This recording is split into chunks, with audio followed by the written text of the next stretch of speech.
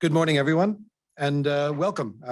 This is our first hybrid event, so thanks for those who are here in the room and certainly to those who are joining us virtually as well. I believe the hybrid format will probably stay with us for a while since we are able to reach a wider community of people on this type of approach. Today's program is a collaboration between the Mosbacher Institute of the Bush School of Government at Texas A&M University and the ILO Office for the United States and Canada. My name is Kevin Cassidy. I'm the director of the ILO office here in Washington, and it is a pleasure to be here with you today. Today's event, Improving Working Conditions in Supply Chains, brings together a selection of leading policymakers, academics, civil society, business associations, as well as the World Bank, ILO officials, to discuss the current trends and research and to present the new results that inform the debate surrounding the role of various stakeholders in improving working conditions in the world of work and compliance with global labor standards and national law in supply chains. Global supply chains have the potential to be key drivers of economic growth, job creation, poverty reduction, technology transfer, entrepreneurship, and can contribute to the transition from the informal to the formal economy. The ongoing COVID-19 pandemic has highlighted many of the decent work deficits and vulnerabilities that persist in many economies, including in relation to the informal economy, inadequate social protection systems, poor health and safety, and many of which have implications for the relationships, governance structures, and activities linked to supply chains. Shocks generated by the pandemic have also challenged prevailing models of supply chain organization, particularly those premised on optimization, cost minimization, inventory reduction, and lean coordinated production. Decent work challenges and opportunities vary significantly from supply chain to supply chain and across the sectors and countries that constitute the chain. In relation to that, the ILO has a central role in promoting better working conditions in supply chains and has developed through its tripartite constituents a range of normative measures codified in its core conventions on child labor, forced labor, discrimination, freedom of association and collective bargaining, and pretty soon now with occupational safety and health, which is at discussion at the ILO conference this summer.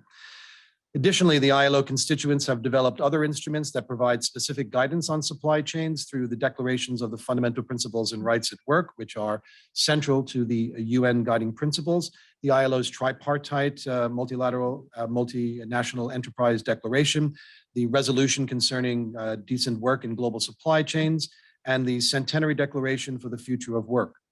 Most recently, the ILO's global call to action for a human-centered recovery from COVID-19 crisis looks to widen the benefits of international trade and investment to promote decent work, environmental sustainability, sustainable enterprises and supply chains, taking into account the strong, complex, and crucial links between social, trade, financial, economic, and environmental policies that are inclusive, sustainable, and resilient. At this time, it is my privilege to introduce our partner and host for today's event, Professor Raymond Robertson, who is the director of the Mosbacher Institute for Trade, Economics, and Public Policy at the Bush School of Government. Professor Robinson is widely published in the field of labor economics and international economics, and he has previously chaired the U.S. Department of Labor's National Advisory Committee for Labor Provisions on U.S. Free Trade Agreements and served both at the State Department Advisory Committee on International Economic Policy and the Center for Global Development Advisory Board. Raymond, the floor is yours, sir. Thank you all very much for joining us today. It's great to see you all. And on behalf of Texas A&M, the Bush School of Government and Public Service, and the Mosbacher Institute for Trade, Economics, and Public Policy, I'd like to welcome all of you who are here in person, obviously, and those of you who are online. We really want to extend a special thanks to the ILO Canada USA, especially Sarah Morgan and Andrea Cuba Sanchez, and of course, Kevin Cassidy for putting together this great program with us. I think we have a really great program for you today. I'm really excited for a number of reasons. I mean, first of all, of course, we're going to have representatives from the International Labor Affairs Bureau, who's done an outstanding job and an underappreciated record for reducing child and forced labor around the world and taking on an increasingly important role for shepherding and guiding U.S. labor provisions in our trade agreements. And their technical assistance programs over at iLab have helped millions of workers worldwide. And I know some of you here have worked on those as well. Plus, the United States Trade Representative, I think I don't have to explain to all of you, also has an outstanding and underappreciated record for guiding the evolution of trade agreements that increasingly incorporate labor provisions and for being a shining example of the best of the United States economic diplomacy. We have representatives today in the economic diplomacy space of the United States. These are just two of the leading examples, but we also know that the State Department, the Commerce Department, the US ITC, the USAID, Development Finance Corporation, the private sector, unions, and others also play a critical role in shaping US economic diplomacy. As Kevin pointed out, while international trade has lifted millions from poverty and continues to be a critical engine for economic growth and development, many challenges still remain. That's why here at the Mosbacher Institute at the Bush School, we started a program in global value chains in order to connect and train future generations of public servants who believe that public service is a noble calling and they want to serve their countries in this particular space.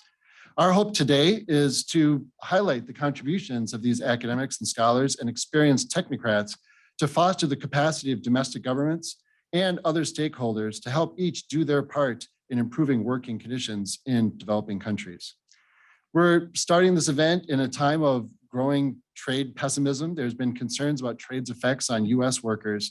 Academic research teaches us that the losses have been very geographically concentrated in Kentucky and Ohio in particular, but the gains have been widespread and actually quite diffuse, but leading to very significant gains for the United States. Academic research has also taught us that adjustment policies can help domestic workers who are adversely affected by trade, and these are things that can be incorporated and should be facilitated into future trade policy. Academic research also teaches us that trade policies, like trade agreements, if structured correctly with the proper incentives, can inspire governments to take the actions that they need to protect workers in their countries and enforce domestic labor law and achieve those goals that Kevin had highlighted. Academic research also tells us that these labor provisions, which are increasingly incorporated in trade agreements, do not necessarily reduce trade and might actually encourage trade as well, in addition to achieving these other important goals. We know that there's a lot of sectoral challenges that remain. Today, we're going to hear about policies in apparel, electronics, and agriculture that work to improve conditions of work for workers. The broad work of many has shown that focused collaborative efforts can improve working conditions. And that's why we're really hoping for a call for reinvigorated trade policy today. I believe that just by your presence here today actually gives us a lot of hope for reformulating effective trade policy that addresses the concerns to workers. And we really look forward to your continued engagement, not only throughout the day, but as we go forward.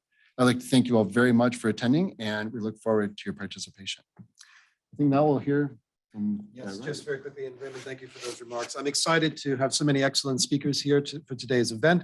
And without further delay, I would like to play a video message from the ILO's Director General, Guy Ryder.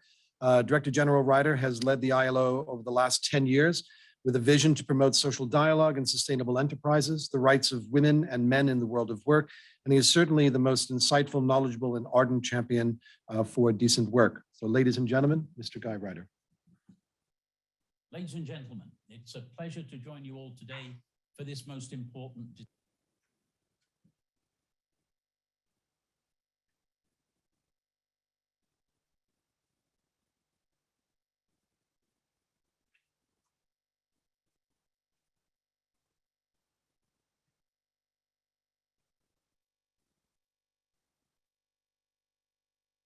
Ladies and gentlemen, it's a pleasure to join you all today for this most important discussion. And my particular thanks go to Ambassador Catherine Tai and Deputy Undersecretary Thea Lee for joining the discussion, and to the ILO's co-host, the Institute for Trade, Economics and Public Policy at Texas A&M University. Today's discussion on improving working conditions in supply chains globally is not entirely new, but it is particularly timely. As we have all seen, skyrocketing trading costs, changes in market demand, rising online services, and pandemic-induced changes in the supply of labor, goods and services, and now the aggression against Ukraine, have all created serious bottlenecks and disruption in production systems. These factors have presented challenges for the labor market, for the business climate, and for economic management. Intense and prolonged supply chain shocks and a rethinking of the suitability and the resilience of existing arrangements could lead to a reconfiguration of the geography of production, with very significant implications for employment and the world of work. Moreover, as we look towards recovery and building back globally from the COVID-19 pandemic, we are faced with a great divergence, between countries and within countries. Pre-existing inequalities have been deepened, and we need to work together to prevent long-term scarring of economies and societies and to shape an inclusive, sustainable, and resilient response that truly leaves no one behind. Strengthening the resilience of supply chains globally, delivering benefits to all those engaged is an important part of combating inequality. And key to resilient supply chains is ensuring that workers' rights all along the supply chain are protected and that workers have access to sustainable systems of social protection.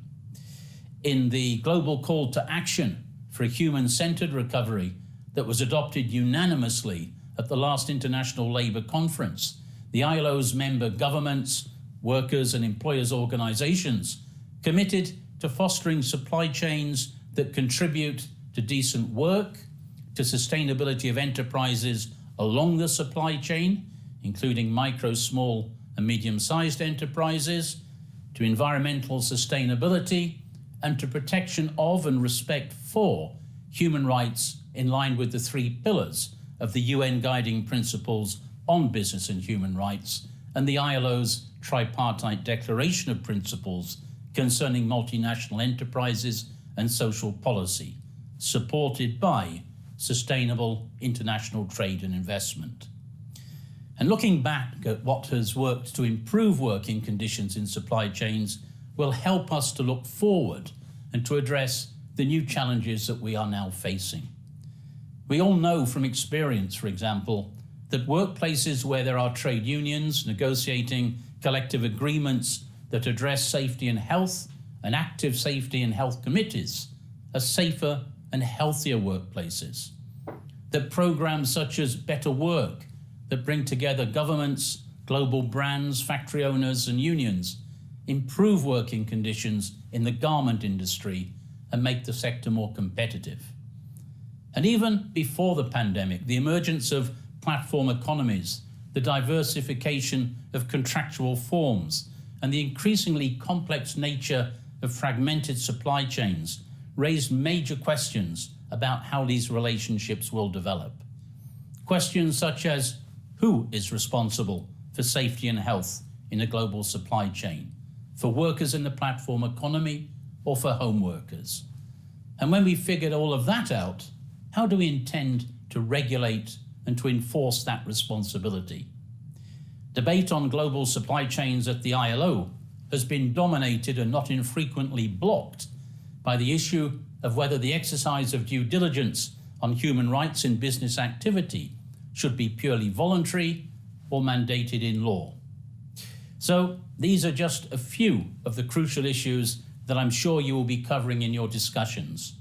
And as you examine what has worked and new challenges, I really look forward to your feedback on how we at the ILO can develop new opportunities for productive collaboration.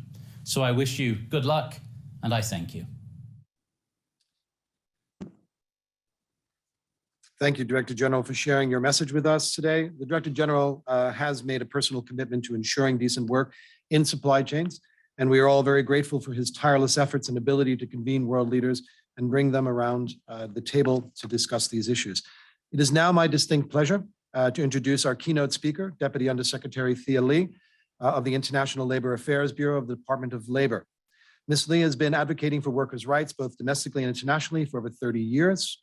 Prior to her current role, she was president of the Economic Policy Institute and for nearly 2 decades worked at the AFL-CIO, serving as the Deputy Chief of Staff, Policy Director, and Chief International Economist. Ms. Lee has many other affiliations and a long and distinguished career in roles as a member of the State Department Advisory Committee for the International Economic Policy, the Export-Import Bank Advisory Committee, and on the boards of directors for the National Bureau of Economic Research, the Congressional Progressive Caucus Center, the International Center for International Policy, and the Coalition on Human Needs, among others. Ladies and gentlemen, please welcome Thea Lee.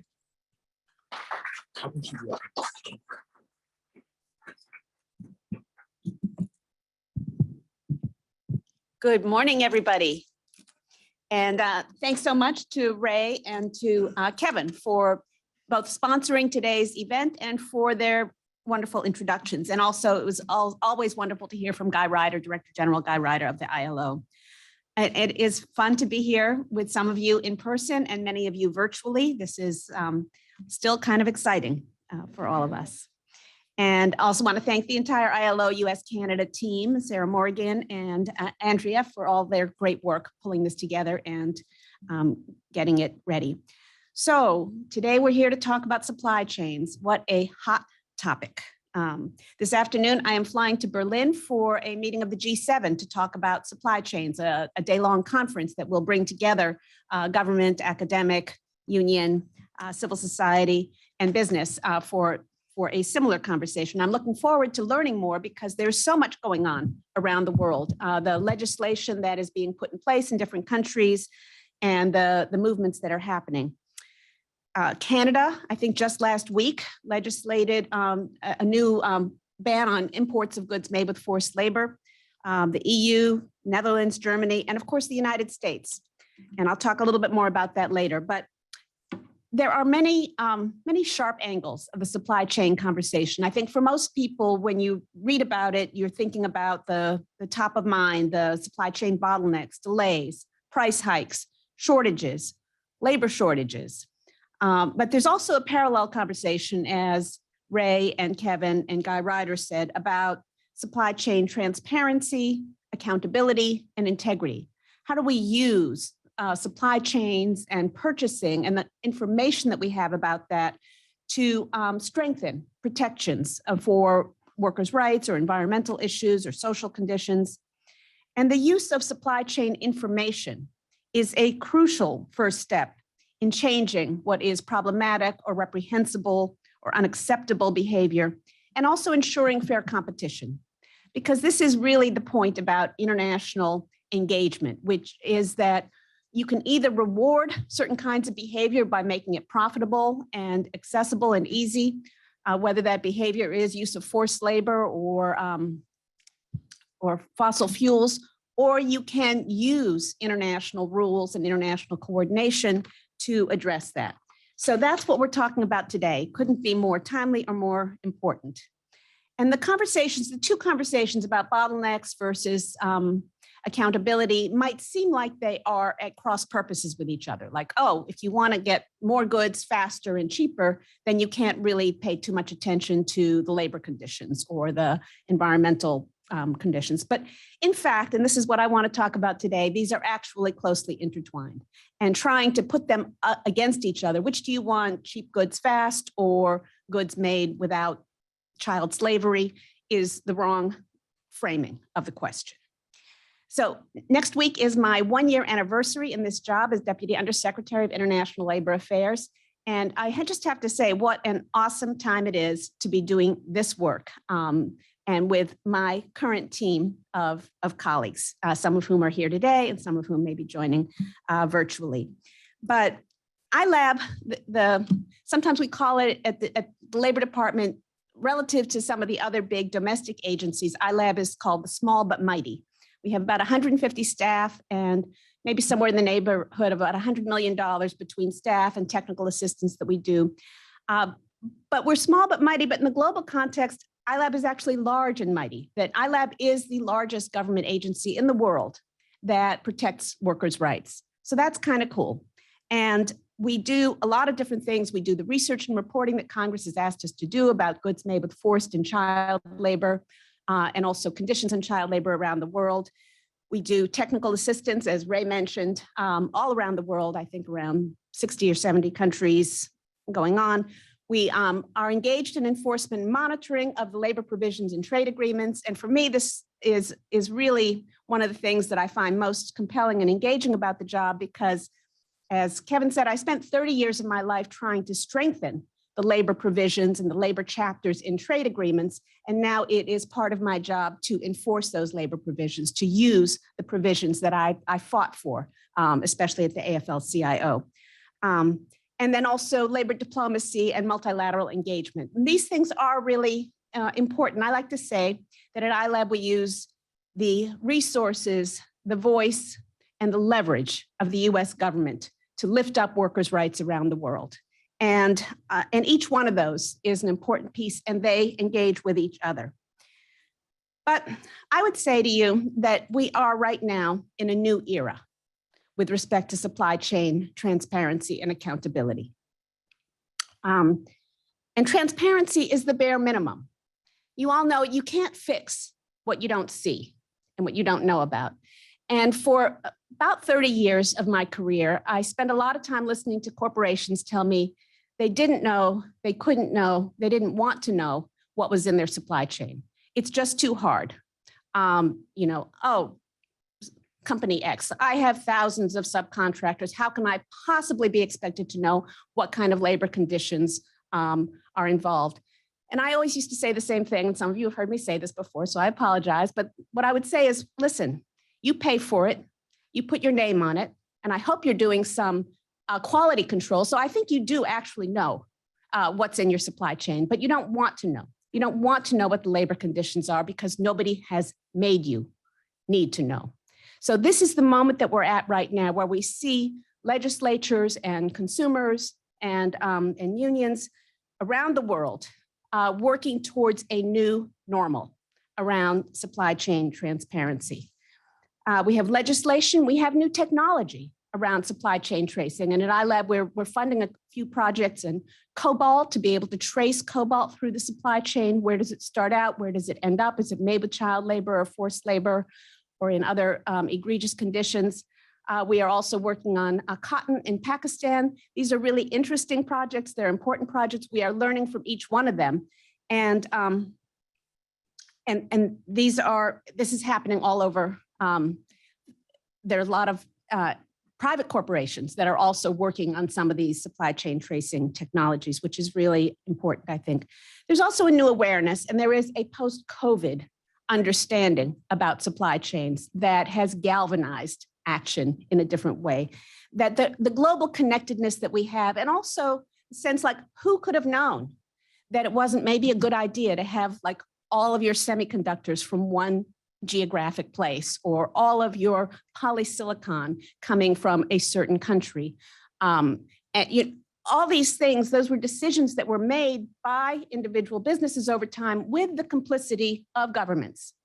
And without any intervention from international bodies, whether it was the World Trade Organization or any other, or World Bank or IMF, people looked the other way because there was a sense that, oh, this is what markets are. This is what globalization is. This is just how it's supposed to be, that we are being efficient and we are prioritizing economic growth over all else. But it turns out economic efficiency is not the same thing as cheapness. A good being cheap is not necessarily efficient. And I would give you the example, maybe it's an obvious one, of forced labor. Because you could get a product made with forced labor more cheaply than a product made with paid labor, doesn't make it efficient. And certainly if you think about from the point of view of the country, I don't have to tell all of you this, you all know this, but or children who spend their childhood working to make bricks or garments or in agriculture, they're not going to be efficient, productive members of society throughout if they haven't gotten an education, if they haven't gotten good, haven't been taken care of, they haven't been in healthy situations. So it's not efficient. It might be profit maximizing, but that's different from being efficient. But that is the job of government, is to put limits around the profit maximization schemes of corporations in order to attain a different kind of efficiency and socially desirable outcomes. Is it efficient to use, let's say, cheap coal if it happens to be plentiful? Well, it's cheap, but that might be different from being efficient if you are, in fact, contributing to the wrecking of the planet. So again, there are decisions that are very different made by an individual company versus made by governments. And that's the job that we have when we say it is our business what's in your supply chain. And it is your job as a company to know what's in your supply chain and to share that information. And Director General Ryder talked about the debate that's happening at the ILO right now about whether due diligence should be voluntary or mandatory. My view is that voluntary due diligence doesn't get us very far, because the companies that have the problem do not volunteer the information. And the good companies, the ones that are doing a better job, that are proud of their supply chain, are stepping up. We don't want to disadvantage the good companies relative to the lowlifes. We want to help the good companies succeed and prosper and thrive. And the same thing with governments. So when a government does the right thing and puts in place a good labor inspection system and encourages and rewards workers who want to organize independent democratic unions and supports that, doesn't repress them or allow them to be victims of violence or threats or terrorism, then the good governments need to be rewarded. They need to be able to attract foreign investment. They need to be able to get lucrative consumer markets and so on. We can't have that if we don't know. So and when we think about too the economically disadvantageous decisions, I mean, even during COVID, one of the things we saw, of course, was labor problems. And one of the things that we learned, I hope we learned from COVID, was that how you treat the least of the workers in your supply chain is actually going to impact everybody else. So if your Starbucks baristas don't have the right to paid sick leave, they might come to work with a cough and infect consumers. If migrant workers in Singapore are living in crowded, unsanitary conditions, it may be that they will also create the conditions. If meatpacking workers in the United States don't have adequate protections, they don't have the right to stay home when they're sick, they don't have the distancing and the equipment that they need, they're going to make everybody else sick, and then we're going to have supply chain problems. We are going to have those supply chain bottlenecks because things will be shut off that were predictable. So let me talk about now the tools that we have to address some of this. And I think a lot of them have to do with market access, because that is, as I say, what concentrates the mind wonderfully. If you're talking about trying to change the behavior of corporations and governments, part of what you need to do is to make it not profitable to keep doing the wrong thing and make it profitable to do the right thing. One of the ways you do that is by putting in jeopardy market access to lucrative consumer markets. And that is what we use our trade policy for. So in the United States, we've had a tool, the Tariff Act of 1930, that we've had since 1930, but it hasn't been all that useful for most of that period of time. And more recently in 2016, Congress closed a loophole in that. And then we've been strengthening it so that we can really, and the Tariff Act of 1930, what it does is says the US will not import goods manufactured, produced, or mined in whole or in part with forced labor. That is a laudable thing. None of us like slavery. None of us like forced labor. And yet we have only recently begun to enforce this provision. And it is a powerful tool. It is powerful for both companies and governments. We have the new Uyghur Forced Labor Prevention Act, which is also a very powerful tool. Congress passed this almost unanimously. Democrats and Republicans, House and Senate last year. And on December 23rd, President Biden signed it into law. This has directed a lot of agencies, including ILAB, to develop an enforcement strategy for there will be a rebuttable presumption that goods made in Xinjiang in China are made with forced labor unless a company can prove otherwise. This is extremely important because of this question about transparency, that a lot of companies producing in Xinjiang actually don't know and can't know exactly what is happening in their production line because the Chinese government does not allow it. In fact, it's illegal to ask certain questions about your supply chain in China. It has been legislated to be illegal. And so this is, in some ways, what we had to do is take sort of extraordinary measures because we don't have eyes into what happens there. Another important tool, one that's important for us at ILAB, is the US-Mexico-Canada agreement, which is the strongest labor rights provisions of any trade agreement, not just in the United States, but in the world.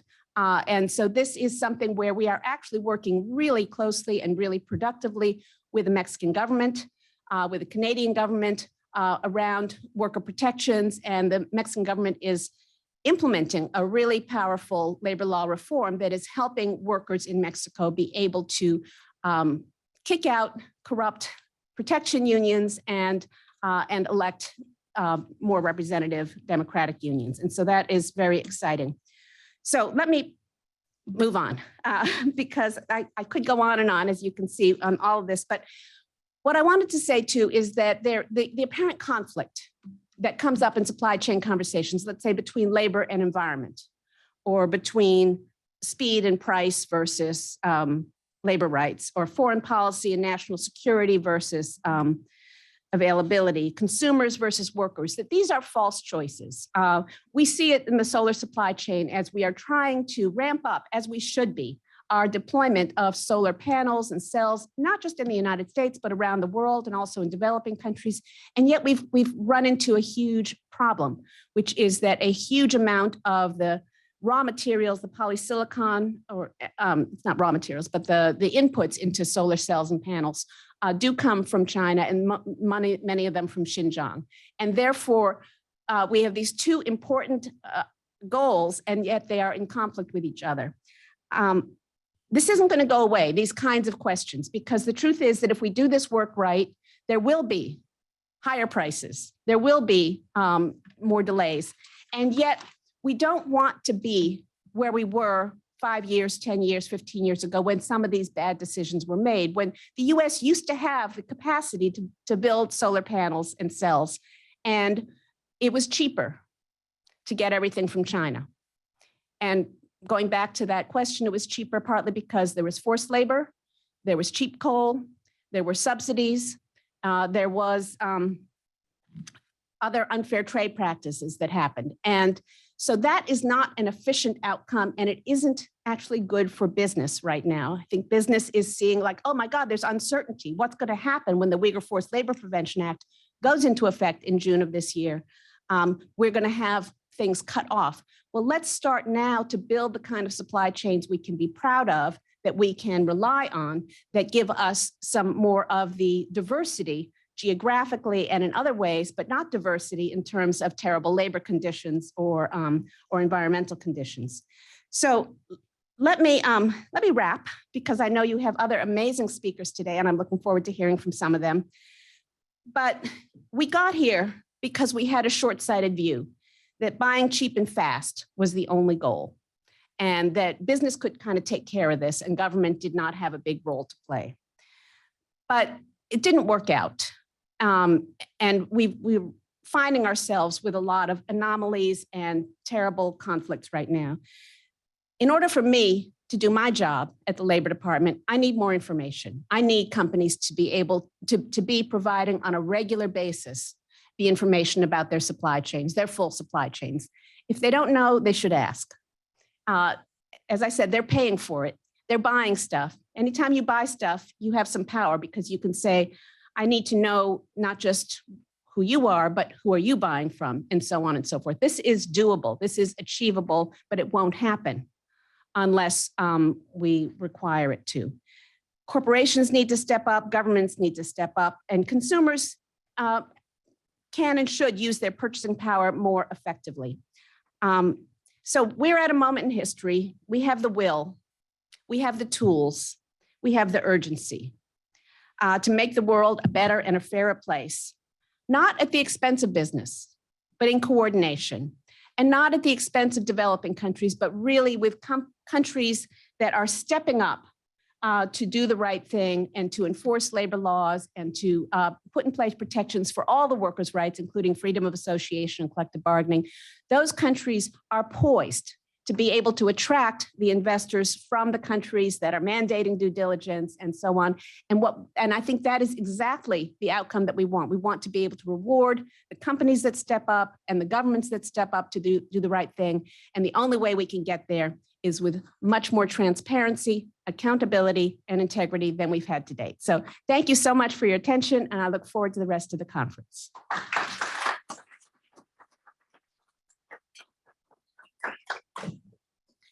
Thank you very much. We really appreciate you being here and bringing in the broad experience that iLab has done. I mean, you're making such a big difference in the world, and we really appreciate that. I'd also like to welcome now Gabrielle Enchaste, who is someone who's really well-known and highly regarded in her field, a native of Bolivia, got her PhD from the University of Texas at Austin, and she's currently the lead economist in the Poverty and Global Practice at the World Bank, Poverty and Equity Global Practice. She leads work on fiscal and social policies for poverty reduction and has shared prosperity. Her research interests revolve around the distributional impacts of fiscal policy, something very relevant for today, and the ex-ante analysis of the distributional impacts of policy reforms and understanding the channels through which economic growth improves labor market opportunities. You're gonna come up and introduce the speakers for our first plenary panel. So Gabrielle. Thank you very much, Raymond. It's my honor to moderate this first session on current challenges and responses. And the idea is to focus on the challenges in improving working conditions and supply chains, the current responses, and the lessons learned about what works. We will hear both from the quantitative and the qualitative side, dive into specific industries, including the apparel, electronics, and food industries, and hear about the implications of trade policies. So let me introduce the speakers. First of all, returning the favor, our first speaker is Raymond Robertson, who is professor and holder of the Helen and Roy Ryu Chair in Economics and Government in the Department of International Affairs at the Bush School of Government and Policy Service, and the director of the Mosbacher Institute for Trade, Economics, and Public Policy. He is a research fellow at the Institute for the Study of Labor in Bonn, Germany, and a senior research fellow at the Mission Food Texas Mexico Center. He was named a 2018 Presidential Impact Fellow by Texas A&M University. Widely published in the field of labor economics and international economics, Dr. Robertson previously chaired the U.S. Department of Labor's National Advisory Committee for Labor provisions of the U.S. Free Trade Agreement and served on both the State Department's Advisory Committee on International Economic Policy and the Center for Global Development's Advisory Board. We also are happy to have Kelly Pike, who is an assistant professor at York University in Toronto, Canada. Her research focuses on the challenges and opportunities for regulating labor in global supply chains, with a particular focus on the global garment industry. She began studying the impacts of the Better Work program in 2010 when it first started in Lesotho, followed by comparative work in Bangladesh, Cambodia, Vietnam, and Kenya. More recently, she has been involved in evaluating the impacts of the Better Work Academy, a collaboration with global brands and to improve industrial relations and social dialogue throughout their supply chains. She's currently contributing in different capacities to research projects with Better Work in Nicaragua and in Egypt. Kelly also serves as a member of the Canadian Domestic Advisory Group for Labor as part of the Comprehensive Economic and Trade Agreement between Canada and the United States. We are also joined remotely by Gail Reichart, who is currently an associate professor of politics at Bard College, Berlin. Her research is focused on labor governance in global production networks with a focus on the global electronics industry and outsourced manufacturing in Southeast Asia and the Asia Pacific region. She's currently a principal investigator of a research project on socially responsible public procurement in the European Union and its impacts on labor governance in the electronics industry global production network funded by the German Research Fund. Dr. Gale is an editor-in-chief in the Journal of Competition and Change. In 2019, she co-edited the Handbook on Global Value Chains. Finally, we are joined by Fabiola Mieres, who is a technical officer in the Labor Migration Office at the ILO since 2018. Prior to taking that post, she was a global project coordinator at the Building and Woodworkers International and held research posts at Durham University in the UK and the New York State School of Industrial and Labor Relations at Cornell University. Fabiola holds a PhD in politics from the University of Manchester in the UK and specializes in labor migration and global production. So with that, I'm going to try and keep time, 10 minutes per speaker, starting with Raymond. Thank you very much, Gabby, for joining us. It's great to see you again. So one of the original motivations for this conference and trying to understand improving working conditions in supply chains was to focus on some of the work that's been done, particularly at the ILO through our partnership. And one of the most significant programs, as Guy Ryder pointed out, was the Better Work program. And I've been really fortunate to have had the chance to be working with the Better Work program since really since it was just Better Factories Cambodia. And so I've been doing a lot of empirical analysis of different aspects of the program.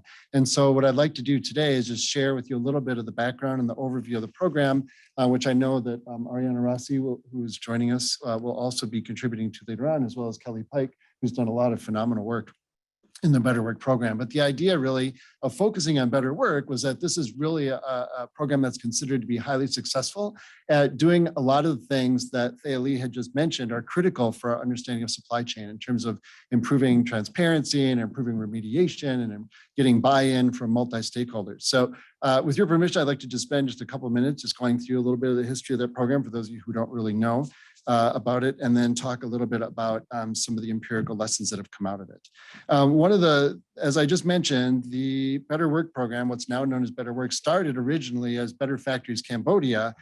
Cambodia in the 1970s and 80s, as most of you know, was experiencing a very violent and difficult period. And once they transitioned out of that, they wanted to embrace free market principles, since free market principles had really stimulated lots of growth in their neighboring countries in the Far East. So in 1999, on January 20th, actually, Canada and the United States signed what became known as the US-Cambodia Bilateral Textile Trade Agreement.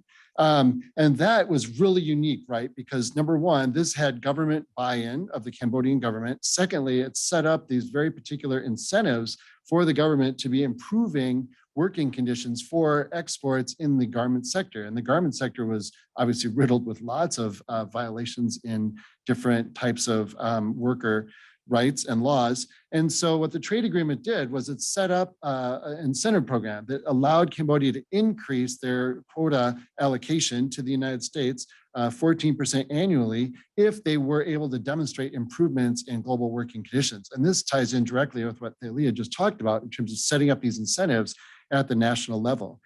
Shortly as a result of that, right, the ILO created what was then known as the Better Factories Cambodia program, which allowed the government and the ILO specifically to move in and start conducting what are essentially audits and looking at like 250 different measures of working conditions in those factories. Empirical analysis, I actually was super lucky because I was on one of the teams that actually sent some students over that I was working with over to Geneva to actually code in the original results of those audits to the first kind of electronic version. And what we learned from those was actually really incredible, that these incentives really did matter, that firms actually demonstrated very significant improvements in their compliance, in their working conditions. And at the same time, we saw a very significant increase in exports. And so this apparent success led the ILO and others, the IFC specifically, to create what was known as the Better Work program, which now operates in a number of different countries that Kelly will be talking about. They were in Lesotho and in Nicaragua and a number of other countries. So what were some of the factors that contributed to the success of this program? So one of the things that was really critical for the success, right, was that it had this universal coverage, so that you had all of the exporting factories were actually mandated by the national government to be participating in this program. And that meant that we could reach all kinds of firms that were in the sector. And I'm going to talk in more detail about the importance of that universal coverage in a little bit. It also incorporated measurement. So this is what Thea Lee was talking about just now, is that this type of transparency and understanding what's going on in the supply chain was actually now being measured directly, and it was actually able to allow the Better Work program and Better Factories Cambodia to identify where the problem areas were and help those factories with remediation, to get in there and say, some of you are having a problem with this, we can help you with that, and then you other different factories are having different kinds of problems, we can help you with those. And so that direct mediation and remediation feedback loop was actually really important. Another factor, of course, was this transparency, right? That people were very much aware of what was going on in the factories. And that's something, again, that Thea Lee had mentioned. But the other thing that I think is really important was that it also generated a sense of resilience to shocks. And that's one of the things that we're struggling with right now with supply chains is resilience. And how do we balance out this idea of resilience and efficiency? And that was something that actually came up in some of the other additional research that I did, which I'll be talking about in just 1 minute.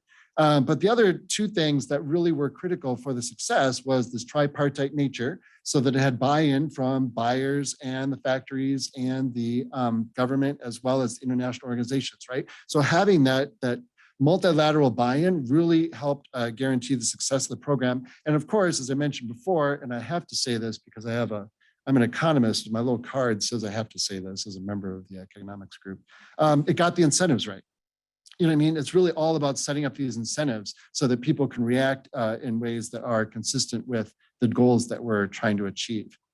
So what did this mean in terms of resilience, right? How did these improvements actually affect resilience? So we went about and tried to measure this in a number of different ways. So using empirical analysis, which I won't bore you with because people start to glaze over already when you start talking about regressions. But what we noticed was that when you think about the improvements at the firm, at the factory level in these different types of compliance, it's not just about other people telling factories what to do. It's about sharing technology. So in the United States, we have a system of what we call modern human resource practices that involve setting up incentives and reinforcing workers and getting them to be productive. And that actually contributes to worker productivity. And that's well established in the academic literature that these modern HR practices work really well in factories. So transferring that knowledge is a matter of transferring this technology. And that actually affected firm performance, at least in the following way. So in the research that I did, that I published earlier last year, and then again, I have another paper that I just was working on in Vietnam that looks at the same thing, looks at the propensity of factory closure. So are factories that improve working conditions more or less likely to shut down? If you improve working conditions and this is raising your costs, then that would imply that factories that improve working conditions with higher costs are going to be more likely to shut down. And we actually found the opposite. So that factories that improved working conditions were actually less likely to close and more likely to survive. And in today's terms, in 2022, that means that they're more resilient. And so actually contributing to these improvements in working conditions makes firms more resilient. And that happens through a number of different mechanisms, right? One is that you increase firm kind of factory and worker kind of loyalty to the firm so that they stick with the firm longer. I was in Cambodia touring a factory. It was a Better Work factory. And I asked them, so what makes the success so apparent? And they were very clear that I comply and I have these Better Work compliance. And that means this is a place where people want to work. So I save on training costs and I save on search costs. And so I have less turnover. The other thing that also is true is that you also have increased productivity, right? So when workers are being treated well and they have a better environment, a safer environment, their productivity goes up. And this actually also contributes to firm survival. So the other thing that we also wanted to look at was specifically on transparency. And so transparency comes up a lot. We mentioned this before. And so I've done a number of papers on the empirical effects on transparency. I published one of these a couple of years ago and I have another one in Jordan as well. But the one I published is in Cambodia. Using the Better Work data. And one of the things that Better Work did was to implement a transparency program where they're like, these are of the 250 or whatever different dimensions of working conditions. These are ones that we're especially concerned about. And what we're going to do is we're going to take compliance in those and publish those at the factory level online. So it became very transparent about what the factory compliance was. And so in the research that I did, the empirical research that I did, was I compared kind of compliance in those areas with other areas. And sure enough, compliance in those critical areas did improve dramatically relative to compliance in other areas. Now, obviously, I should say that it's a little concerning that because of the way the incentives were structured, and other people have shown this in other Better Work working papers that have come out, that firms do shift, right? So when they have transparency in this area, they're going to shift resources to that area because they respond very much to that. But that means they might not pay as much attention to other areas. And that's why policy design through well-trained technocrats and academic research is so critical, right? Because you got to make sure you get these incentives right because firms are going to respond very strongly to those incentives. Another thing, and kind of one of the last things I'd like to close on and wrapping up, right, just about, yeah, is the importance of factory heterogeneity. And that is the fact that one of the things that's critical when you're going forward and trying to design the type of policies that Thalia mentioned earlier was that there's a lot of variation within exporting factories. And what I've found and demonstrated was that most of these firms, a lot of the factories are actually very compliant, and they actually are doing a really good job. There's kind of another subgroup of factories that are consistently less compliant, and they need special kinds of help. They have less access to capital. They have less access to brands that are more reputation conscious. They are really a lot more susceptible and having a lot more trouble reaching compliance, because compliance can be expensive even if there are fixed costs, right? And so one of the concerns about the policy and formulating these policies, right, is that by one thing to think about is that when you're targeting the brand specifically, especially through like a due diligence type of message, the factories that don't have access to those brands are still going to be struggling with compliance, and you might not reach those. And so we need to be thinking about where are the problems the worst, and how do we address the worst forms of these problems, and developing policies that might be more effective at doing that. And that's why people advocate for, as I mentioned before, the universality that Better Factories Cambodia had, because it was able to reach sort of those very struggling, the factories that are really struggling and actually the ones causing the biggest violations. So those are a lot of the lessons that we've had, and I think they're very relevant for today. But this is all quantitative research. And so we learned a lot from qualitative research as well. And that's why I'm really excited to be turning over the podium to my colleague, Kelly Tuck.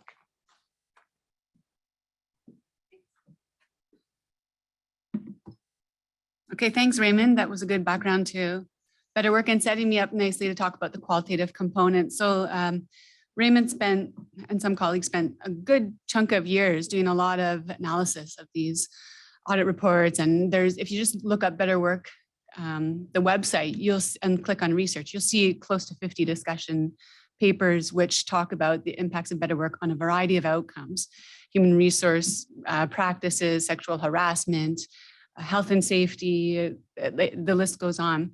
Anyway, building on this quantitative work, I started my foray into research on Better Work in 2010 when they were launching in Lesotho, because it was a chance to go in and talk to workers and find out what the conditions were like before the program launched. And I chose to take that approach, talking to workers, because of course, yes, it contributed to what was already done, but really at the core of it, they're the ones who are the intended benefactors of these kind of interventions. So it doesn't really matter at the end of the day if they're not feeling the benefits of it.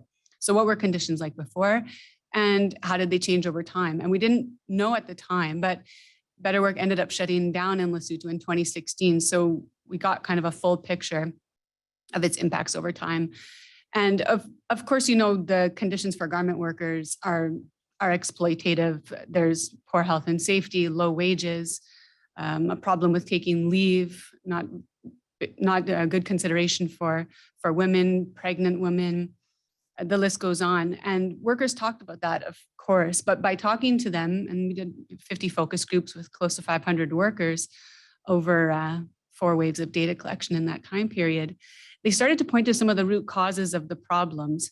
And when they talked about health and safety, or when they talked about discrimination, they were really at the core of it alluding to weak relations with their supervisors, right? It was that supervisor who prevented you from getting personal protective equipment, the supervisor who didn't allow you to come back to work after you took leave to see a doctor, the supervisor who discriminated against you because you were wearing a union shirt, or because you went to the clinic in the factory and they looked at the medical books to see if you had HIV/AIDS and how they treat you following that. And where Better Work came in on that was to provide some training to the supervisors on soft skills, but also as part of their structure, they implement workplace committees that involve workers and managers, which serves as a forum for workers to be able to easily resolve issues. So you can easily bring up in that forum, hey, there's a spill on the floor. Hey, these doors are locked. Hey, there's boxes piled up by the emergency doors. It would be a real hazard if we had to evacuate. And coupled with the training and just that process of engaging directly with, supervisors, people in managerial positions and regular workers, that relationship started to develop a little bit. So you have this improved flow of communication, which and training on soft skills, which are leading to immediate changes in the workplace that workers experience. And now they're feeling, I'm summarizing this very quickly, but they're feeling less stressed. They're bringing less stress home. And that was a major finding that came out of the research, especially in Lesotho, but it seems we see similar trends across other countries. you're coming to work a less stressed person. You're able to ask your supervisor for help on something as opposed to being too afraid. You make mistakes. There's now redundancies and inefficiencies in the workplace. You go home, you're not yelling at your children, you're not fighting with your spouse. So on top of that, there was also training that Better Work provided workers in terms of life skills. So budgeting, conflict resolution, hygiene, and things like airflow in the home, or how to help care for people properly who have HIV/AIDS. And so bringing all of that into the home, workers reported that there was less conflict with their partners. They were actually able to discuss the amount of money is coming into the home, how to share it up so that it reached the entire household, not just what was typically happening was men spending it in a way that focused more on their own needs or wants. And yeah, so they're more transparent about the wages. They're learning to make those smaller wages stretch a longer way. And just overall, there's this improvement. So obviously the conditions improving in the workplace, leading to improvements in the home. And I think this was one of the big success stories from Better Work. And it came down to really, I think with that training, but also that forum for worker voice in the workplace, that communication that improved the relationships, that improved things in the workplace, that transcended in the home sphere. And since that time, I also started doing research on the Better Work Academy, which is a partnership between Better Work and global brands to try to have a farther reach throughout their supply chains to improve social dialogue and industrial relations throughout the supply chain. So GAP was one of the original participants in that. So as opposed to just GAP paying attention to factories in their Better Work program countries, they're trying to think, well, I have suppliers in many more countries than that down this pipe. How do I reach them? So the brands get training from Better Work Global on 8 different components, but the point is to try to improve social dialogue and industrial relations. They then provide the GAP or brand sustainability people, then provide that training to worker management committees in their factories throughout their supply chain. And so again, to bring the longer story short very quickly, one of the major improvements from that was that in those trainings, workers and supervisors were sitting together for the first time. Workers were having a greater awareness about how they could identify risks, solve problems, where do they take grievances. And this focus of the 8 training modules that they had, the focus on communication and cooperation, was the biggest success story because that broke down barriers that actually allowed them to utilize the procedures that were in the workplace. So they're improving the experience and the efficiencies in work, which were translating into improvements at home. And so that's another kind of success we hear about workers, again, with the same story of the cooperation and communication, breaking down barriers, improving conditions in the workplace, and transcending in the home. And then we looked at Better Work in Bangladesh, Cambodia, Vietnam, Lesotho, and then also a control study of Kenya to see how the program might be influencing gender and household dynamics. And I already gave you a flavor of that, but you start to see the reduced conflict, the sharing of responsibilities, which doesn't really happen in many of these societies, which are patriarchal societies. The women have certain roles, the men have certain roles. The women often take on 2 modes of work, at work, and then also responsible for everything in the household. But through some of the Better Work training, coupled with obviously waged employment, they were able to start having some more discretion over the decision-making in the household, how wages get spent, who is involved in the caretaking, and bolstering that sense of agency and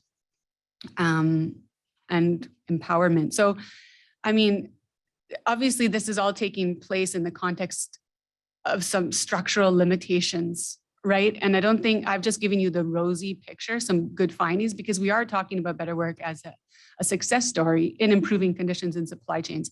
There are, of course, challenges, and it hasn't proved perfect, but right at the end of Raymond's remarks, he also talked about how, you start looking for where things are the most extreme or the worst, or at least bringing awareness, eliminating worst forms, raising minimum standards, and making some small incremental steps within structures that really do constrain, especially women's agency and resources. But I think we're moving the dial, and there's a lot more to say about better work and how it's kind of also redirecting itself for the next five years of work and research. It's expanding into several programs. Egypt is an example of a very new program. But anyway, I'll save it for questions and further comments later. But that's just a snapshot of the quick summary of the way in which we see that it is actually helping workers. And we in our lives here in Canada and the US make a big connection between our work lives and our home lives and the importance of work, non-work balance, or importance of considering family and life and that home sphere. But we forget sometimes to place the same kind of importance for workers and in the global south largely who are doing this work. It matters just as much to them. And I think focusing on moving the dial in that direction is important and is what's happening. So thank you.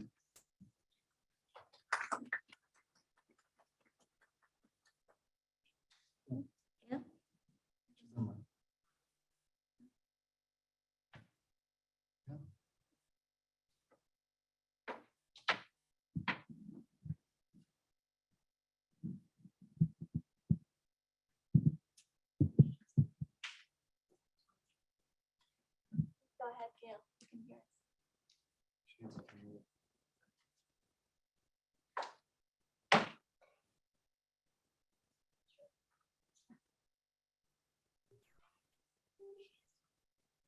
Please unmute, maybe.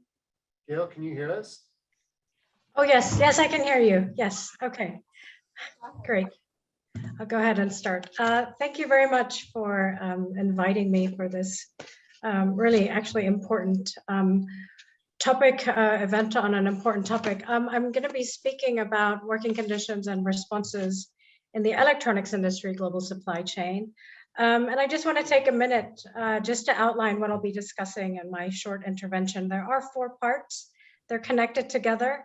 But I wanted to first begin by setting out certain features of the global outsourcing system of the electronics industry global supply chain, particularly how it affects suppliers, which are the majority of, which employ the majority of workers in the global industry. I then want to connect that to the profile of workers generally that we find in the electronics industry global supply chain. And third, I'm going to discuss how these 2 sets of points combine together to, in a way, contribute to specific types of challenges to working conditions and to decent work. And then I'll close by saying, just a few sort of comments on what is the way forward in a sort of post-COVID-19, post-pandemic world when we engage again in earnest to solve some of these problems and governance responses. What might be some of the issues that we want to consider? So I'm going to begin, as I said, with just setting out some of the key features of the global outsourcing system of the global electronics industry that impact suppliers. One is that the majority of outsourced suppliers, especially below sort of the first tier of global supply chains, largely compete on price. And this impinges on the resources that are available for safeguarding workers and ensuring good working conditions. The second point is that suppliers face fluctuations in the production cycle annually, ups or a fast increase in production orders, and these coincide with new product introductions or product seasons, which means that suppliers during these periods have to very quickly find a large number of workers in a short period of time or increase working hours. And third is that there are multiple tiers of suppliers in the electronics global supply chain, making it one of the most globally dispersed and the most complex compared to other industries like garments. And as I will mention later, this can pose difficulties for monitoring working conditions and also enforcing labor governance interventions effectively.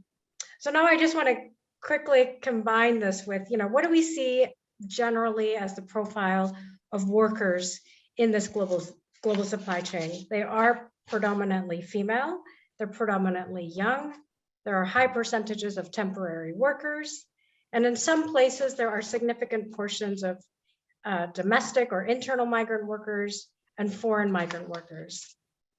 So with these two sets of points combined, the features of the global outsourcing model and the profile of workers, what sorts of challenges do we then see in terms of being able to have decent work or maintain good working conditions? And I just want to point to some of the problems that have been persistent that we've seen over decades or over a decade at least.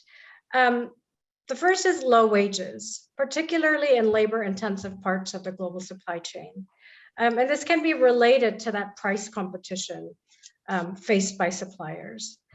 Second is long working hours and excessive overtime, which can be related to a couple of factors: the fluctuations in the production cycle that I mentioned, but also that workers who are paid low minimum wages oftentimes want or need that extra overtime in order to have sufficient income. The third point is precarious employment through temporary contracts, which also lack the social benefits which come from permanent employment. And this phenomenon can be related to price competition by suppliers and production fluctuations, where having a full permanent workforce could leave some workers idle during those low production periods, which is something suppliers who are competing on low prices can't always afford. Also, suppliers often receive, outsourced contracts for a limited period of time, which is not conducive for having a large permanent workforce. The next point is the incidences of forced labor, which Undersecretary Lee mentioned already this morning. And this tends to occur in foreign and domestic migrant workers. And this can be the result of a culmination of all those factors that I mentioned, not only the need for the low-cost workers, but also this quick surge in demand during production ramp-ups, which have led to, in some places, quick and disingenuous ways of finding workers from faraway places, and in situations where temporary worker agencies are recruiting workers, workers paying for those jobs and then paying off the debt they owe to temporary recruitment agencies with their low wages. And in this way, temporary worker agencies have increasingly become implicated in this practice, or implicated in the incidences of forced labor, as suppliers rely on them more and more for temporary workers.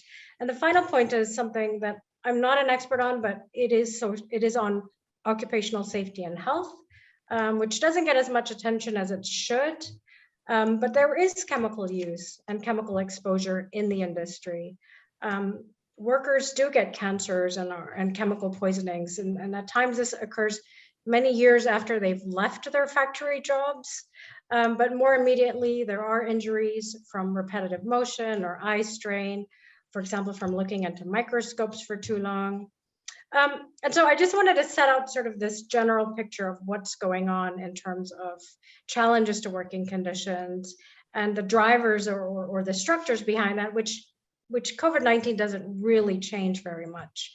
And so I just will end by making a couple of comments on the way forward in terms of thinking through governance responses to improve the situation, whether it's private initiatives, industry codes of conduct, or government initiatives, public initiatives such as global supply chain laws or socially responsible public procurement, something that I've been working on, but I'll leave for a question and answer period, which is that all of these initiatives rely on monitoring working conditions in outsourced factories.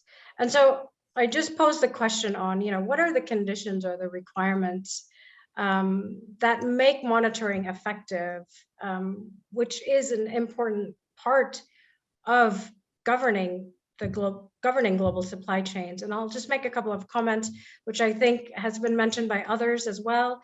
The first is transparency, truth, and trust. How do we know what is really going on with working conditions in factories? Who will gather this information and report it in a manner that is trusted? Of course, these are workers themselves, but oftentimes there are few channels for workers to complain safely and honestly about poor working conditions or labor rights violations without the fear or the threat of losing their jobs, and in a way that actually leads to changes.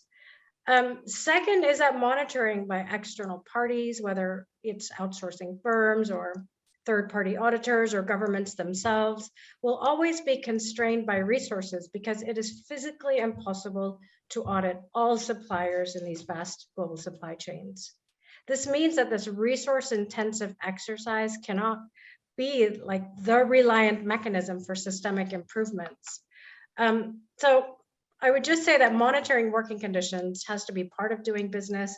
Undersecretary Lee actually made this point as well, just like quality control and other forms of reporting, and that it has to be costed into outsourcing orders. So the last point is, mentioning what is the ideal situation, which is prevention, that these challenges to working conditions just shouldn't exist, that we aren't constantly finding a way to contribute and ensure decent work. And part of that would be, removing the drivers that lead to the poor working conditions, which would require changing some of those fundamentals around the global outsourcing model that I started my intervention with. And I'll just leave that comment there for food for thought. And I thank you for your attention. Great, thank you so much, Gail. Then I have Fabiola. I don't know if she's also connected. I am. Can you hear me? Please go ahead. Yes, okay. So good morning, everyone in Washington. I'm Fabiola Mieres, connecting from Geneva.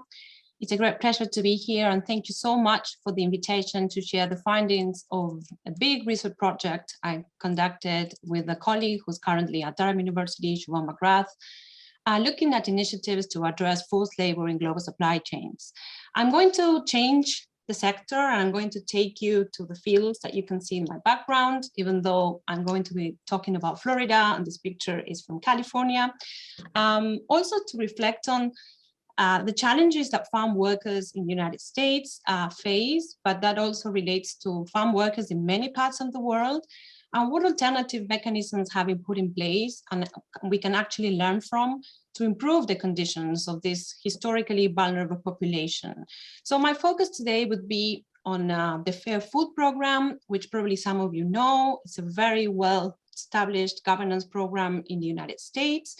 But I will be looking at it from a different angle that our research shed some light on, which is what are the prospects of this program to really enforce and create better mechanisms for workers' voice, and how has the program advanced and adjusted to incorporate another group of workers when these workers are coming through temporary labor migration schemes, as this is the case of the H-2A workers in the United States.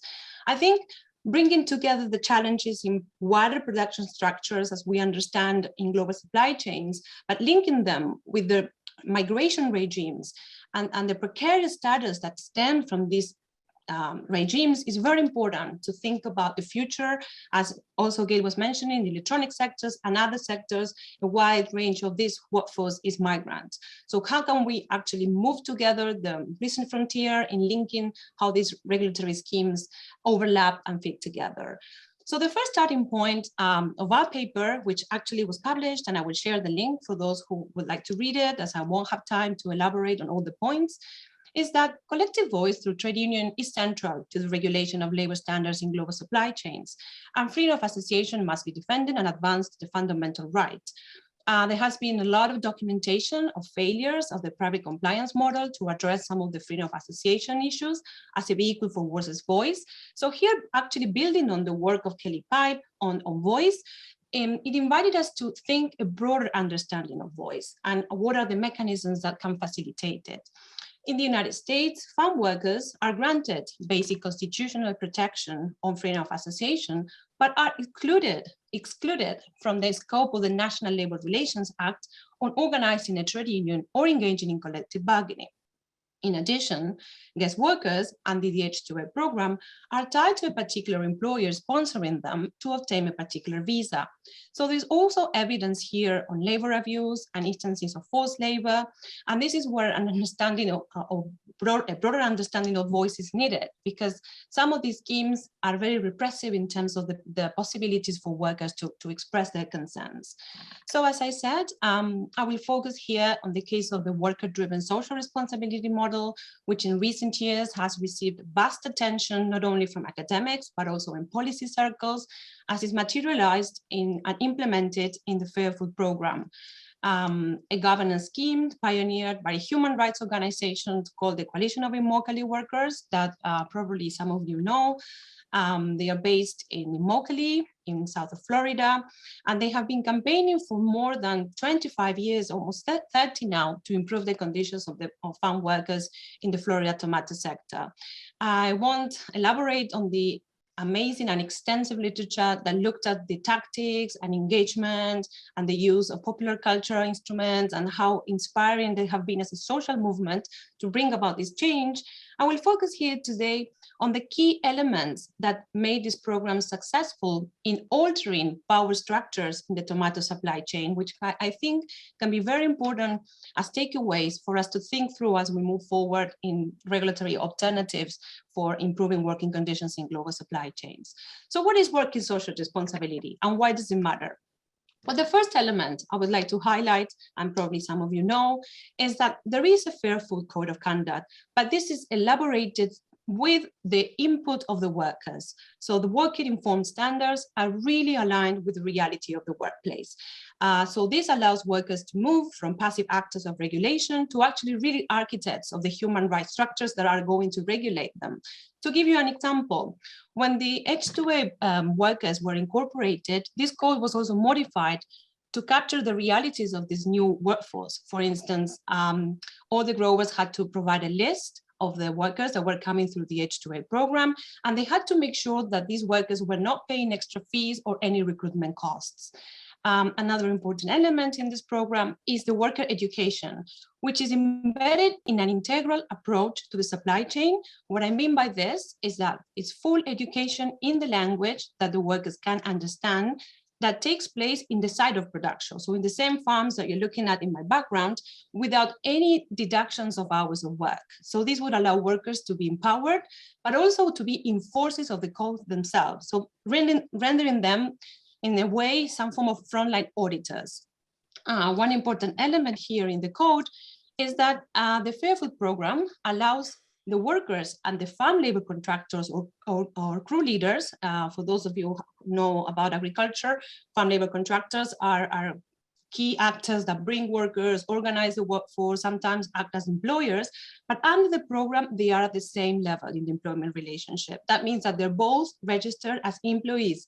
And this is key because it's breaking away from historical asymmetrical employment relationships that were putting workers in a more vulnerable position. So in addition to worker informed standards, worker education, there's also a built-in complaint resolution system that is embedded in the program with, for instance, 24/7 toll-free complaint hotline that workers can actually use, but they're guaranteed no retaliation and the responses are heard. So there's no point in having a complaint resolution system or some form of app where workers can document abuses if no one is going to respond, or if the issues that they bring are not resolved. So there is important data in the website of the Fair Food Program that traces all the responses, all the issues that workers bring about, and they have the trust that they can actually express that voice. I think this is not a minor issue, as it takes many years and a lot of time to build this trust and in being heard when you're going through these different abuses. So for instance, when the H2A workers were incorporated, some of them reported that they had paid recruitment fees back in Mexico, for instance, and this triggered an investigation with the Secretaría Nacional de Empleo, which is the National Employment Secretary in Mexico, which investigated what were the recruiters that were actually charging illegal fees for the workers that were in the program. So you see that this is an important potential here for the program to operate along transnational lines in transnational labor markets. And this is something that really captured our attention as we were doing this research. The complaint resolution also comes with independent monitoring. So there are audits conducted in the farms that are part of the program that cover as a minimum half of the workforce. And they also interview group leaders, growers. There's also financial audits, because another important element that probably you also know, which received a lot of attention, is this idea of the premium and the penny per pound that growers, that retailers pay to be part of the program, and this money is passed on to the workers. This is an important aspect of the program because it goes into the pay slips of the workers, but it's not the only aspect. There is a more integrated and integral aspect of the program that I would like to highlight today, which are all these elements. So the independent monitoring also allowed to tease out the different problems in the recruitment channels. And the final aspect, since we are in a seminar also with a lot of economists, and I used to be an economist myself, but it's really important of this program is the market consequences. So what do I mean by this? There are legally binding agreements signed between the growers and the buyers. So when a violation is found, the growers are exempt from the program temporarily so that they're given time to put in place correction action plans, and they're not allowed to sell up until that is resolved. So I think here also we can learn a little bit from the program. When we find violations, it's not just a matter of excluding the suppliers from the production structure, but actually working towards them, towards resolving the issue, seeing where the key bottlenecks are and how we incorporate them. So I think the Fair Food program in that sense is important because the market consequences give it real teeth. So these 5 interrelated elements, I would say, are something to reflect on. They don't, of course, evolve from one day to the next. They're the result of years, 7 years of campaigning and also learning from analysis and experiences along the supply chain. So for instance, where the squeezes were found, how the sourcing practices operate. So it is important to see it as integrated framework, so that covers the supply chain as a whole and have an industry-wide perspective. The economic logic of global supply chain has an impact on the potential for workers' voice. So I think this is important. And the Fair Food program so far is one of the cases that we found where associational and structural power have been improved for workers. So the voice becomes a collective voice and lead to ownership of improved working conditions and access to labor rights. And finally, I would also like to highlight something that previous speaker said, that there is an incremental approach. H2A workers in the program only started to be part as of 2014 season. So through this mechanism, we can think about operating along transnational labor markets, incorporating labor chains, which are of course linked to the recruitment practices in countries of origin. And this represents an important potential to rethink all these temporary labor programs that are very predominant in the agriculture in many parts of the world.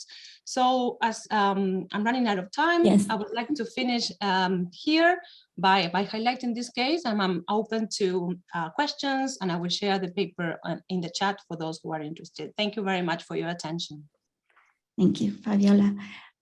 I would like to invite all of the guests here to ask any question you like on the papers that are at your tables, and those will be collected for the question and answer session, if you like. So maybe let me start with some questions, beginning with Kelly. Kelly, you mentioned a sustainability issue with the Better Work program. What is the issue exactly, and how and or by whom should it be addressed? Okay, so one of the big sustainability issues with Better Work, I think when it started out, I thought it would operate in a country for 5 years, get the local actors set up, develop local capacity, then pull out and things would carry on. But that hasn't really happened, right? And it happened, they did pull out in Lesotho, and that was, as far as I understand, I'm not always the most politically correct person, but whatever. Everyone needs a break, so let me liven it up. It was a loss of funding from the US Department of Labor, right? And I think that was because not all the factories were subscribing to the program. And so there was a bit of a cost benefit analysis there, but they weren't all subscribing because the government wasn't making it mandatory, in part because there's a changeover in government every 2 years. And once you start to convince someone, then that person leaves the next person in. And it's just, there's like a little bit of an issue on the ground that it wasn't really a fault of the workers, and they had seen improvements, but then they didn't have this thing. So the controversial point is around this idea of ongoing presence. Like, who do we think we are coming in from the West saying you need this oversight authority? But let me make a roundabout point.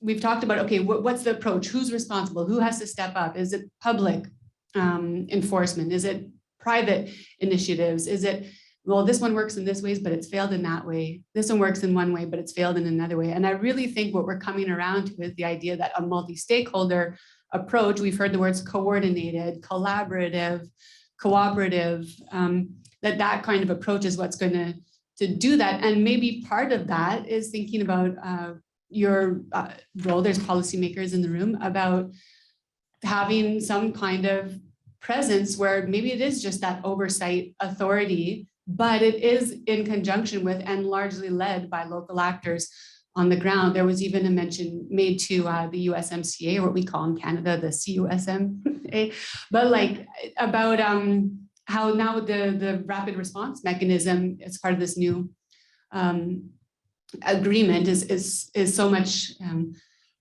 better, I guess, than the opportunities offered by NALC, and also that form of an illegitimate union that was representing workers down there for the last 25 years. Point is, in this labor chapter, it is backed by enforcement, right? It's an opportunity for workers to raise an issue in the workplace, to have it resolved. Was a great enforcement or punitive penalty laid down on them? No, actually they actually reached those first couple of success stories in at the GM plant there in Silao were on cooperation and collaboration with the partners, right? But there was kind of the threat of sanctionable enforcement. And maybe there's that kind of a role for governments, or through legislation, or through the financial support offered to programs like Better Work. I swear this was not intended to be a plug. I just mean something in terms of like openness but also oversight. And I think that's also in the call to action in terms of getting all the actors together, right? And thinking about the financial stability for manufacturers, the job, the income security for workers, social security. Like there's something about local capacity development and grassroots and all of that, but there is also something about redistribution of wealth or something, and that's a bit grand, that sounds dramatic, but so, and I think one other thing with Better Work and the sustainability issue, when it did expire, when it did leave in Lesotho, you could see those workplace committees that were so beneficial to workers start to deteriorate, right? Like they just basically don't exist. And that was the way through which workers were able to solve. So it's a common theme that we see, like whether it's labor chapter in a trade agreement, Better Work in Lesotho, or in these other initiatives that are popping up, that there needs to be an opportunity for meaningful input and access to effective remedy. Doesn't matter if you put a nice technical assistance capacity development program in a country. If workers or the actors on the ground don't have the means to follow through with that, it's not really helpful, right? Great. Yeah, thanks. Thank you so much. Let me turn to Gail now. Gail, what role can governments play in improving working conditions and protecting workers in the outsourced factories in the electronics industry global supply chain? Thanks for that question. I think I would just start by saying there has to be a change in sort of like the accepted norms of working conditions in global supply chains, and governments have to be part of that, right? Like to drive that change as well. And there's different ways to do it. And I think several speakers have already mentioned it. And so I'll just answer this very briefly. I mean, there are trade agreements, and Professor Raymond has already talked about this a bit with minimum standards on working conditions. Where I sit in the EU, I'm doing a bit of research looking into sort of market access standards that occur in the European Union. And one model that has been applied not to working conditions, but for example, to hazardous chemicals. There are regulations in place in the EU where you can't export products into the EU unless you comply with certain standards on hazardous chemicals, et cetera. And those get checked at the border from time to time. I mean, a model like that could also work for working conditions. Of course, we are differentiating between product standards, something that can be checked at the border easily, from process standards. But there are, creative ways to think through it. I've heard of examples of, something like QR codes that actually get used along the way, so that along the supply chain, different inputs, different tiers of the supply chain are scanning that same QR code to make sure that there's no child labor, et cetera, until it gets to the final product. And then maybe finally is the rise of global supply chain laws that are occurring in the EU. And a lot of this is at the moment getting a bit of criticism for sort of lacking teeth or being more of a reporting exercise.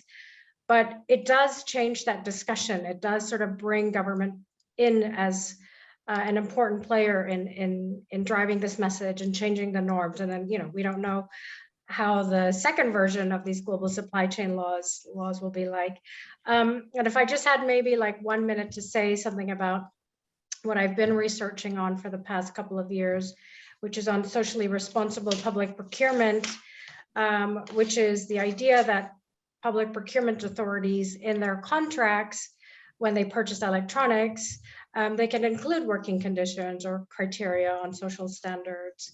And this can be effective, especially because governments are consumers, and they're some of the largest consumers in the world, especially when it comes to IT. You can think of institutions like universities, for example, buying computers I don't know the amounts, but in large amounts.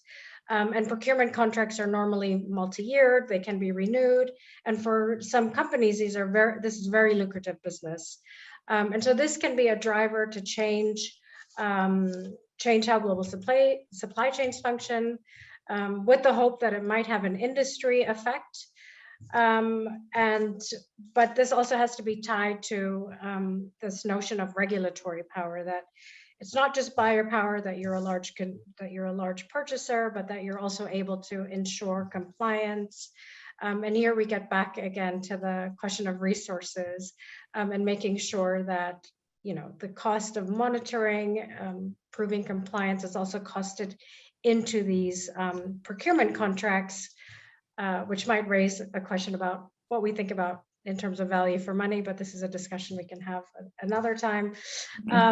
But this is sort of kind of a new avenue that's occurring in the EU with different municipalities, universities, of using public purchasing as a driver for bringing about change in industry, and to do something different from what industry is already doing, and not to just replicate the same sort of industry standards. Thank you. Okay, I'm going to switch now to a question that came from the floor. Maybe Dr. Robertson can answer. We have been discussing better work in the Fair Food program for years. How can we expand the lessons into other sectors and support new initiatives? Great. Yeah, thank you. That's a great question. And I think that is exactly where we're at this point in time. So when Thalie talks about this being an amazing point in time, I think what we've learned from Better Work and the Fair Food is that there are ways to draw upon academic research to appropriately shape these incentives, particularly through trade agreements. So I think since Better Factories Cambodia started with the trade agreement, now we're at this point where we're starting to rethink our trade policy in general and starting to look at these other countries that we might be considering problems with, and looking at how do we shape trade agreements with them, using trade policy as an instrument to both harness the powers of market forces for growth and rising living standards, but at the same time, worker protections. And I think we have the technology and the lessons from Better Work to do that, but we just have to do it. That the only thing that's stopping us now is we have all the knowledge, everything is stacked up, and we just need the push to get it done. And that's why part of the reason we wanted to have this event today, to try and inspire people to do exactly that. So, thank you. Great. Let me just do one more. So Fabiola, maybe you can describe or explain what could other sectors and regions in the world learn from the experience of the Fair Food Program? Maybe if you can address that, that would be great. Thank you. Thank you for the question. And a difficult one, but a very important one. So on expansion, the Fair Food Program itself is expanding to other states in the US and other crops, and covering even flowers and more crops as they go along and they learn.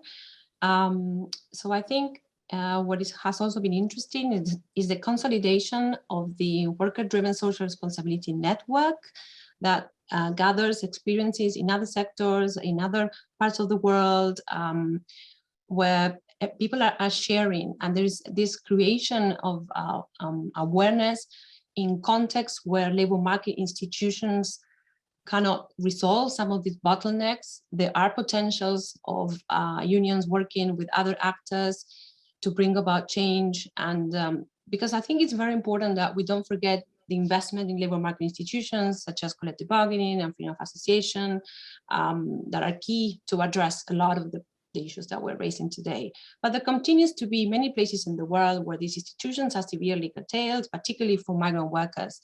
So what we can learn from the worker social responsibility paradigm is that social actors, social movements can actually leverage that power to put pressure and to change the incentive structure in the production system so that we can all actually achieve some form of social dialogue, as we call in the ILO. But this social dialogue, I think what the Fair Food Program teaches us, can better work when we have legally binding agreements between the actors, the retailers, the different unions as well. Also here we can learn from in IFAs, international framework agreements as well. So the Fair Food Program, well, first of all, I would invite researchers to continue expanding the thinking into other parts of the world, in Africa, in Asia, because we are very aware that there's particular history and juncture to the Fair Food Program in the US. So not all elements could be replicated. We have to bear that in mind. But there are elements, as the one I mentioned, in terms of associational power, in terms of putting pressure, in terms of understanding where the key points of squeeze in the supply chains come from and how they can be addressed. That can be an important source of learning. Right, very good. Thank you very much. So I'd like to thank the speakers and for their great contributions. I learned a lot myself, and in particular, I guess what really stuck in my mind is that these better work practices, better labor practices can be profitable. They can be lead to greater productivity and resilience by firms. So it's in their own interest to actually move in this direction. And of course, they have incredible benefits to the workers, their families, and their societies at large. Thank you very much for your attention. And now I'd like to invite you for some coffee.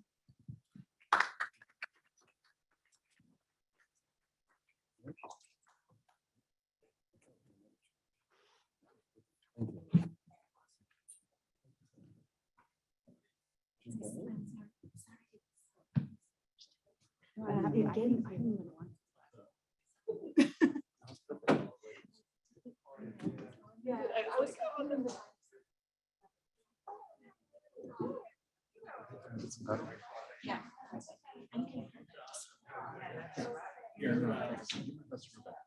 Likewise. You are getting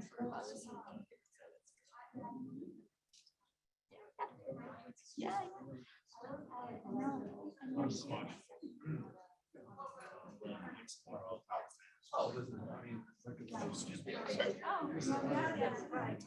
Hey, it's going. Great. Yeah. I think there's something that we do. I heard. Yes. Yes.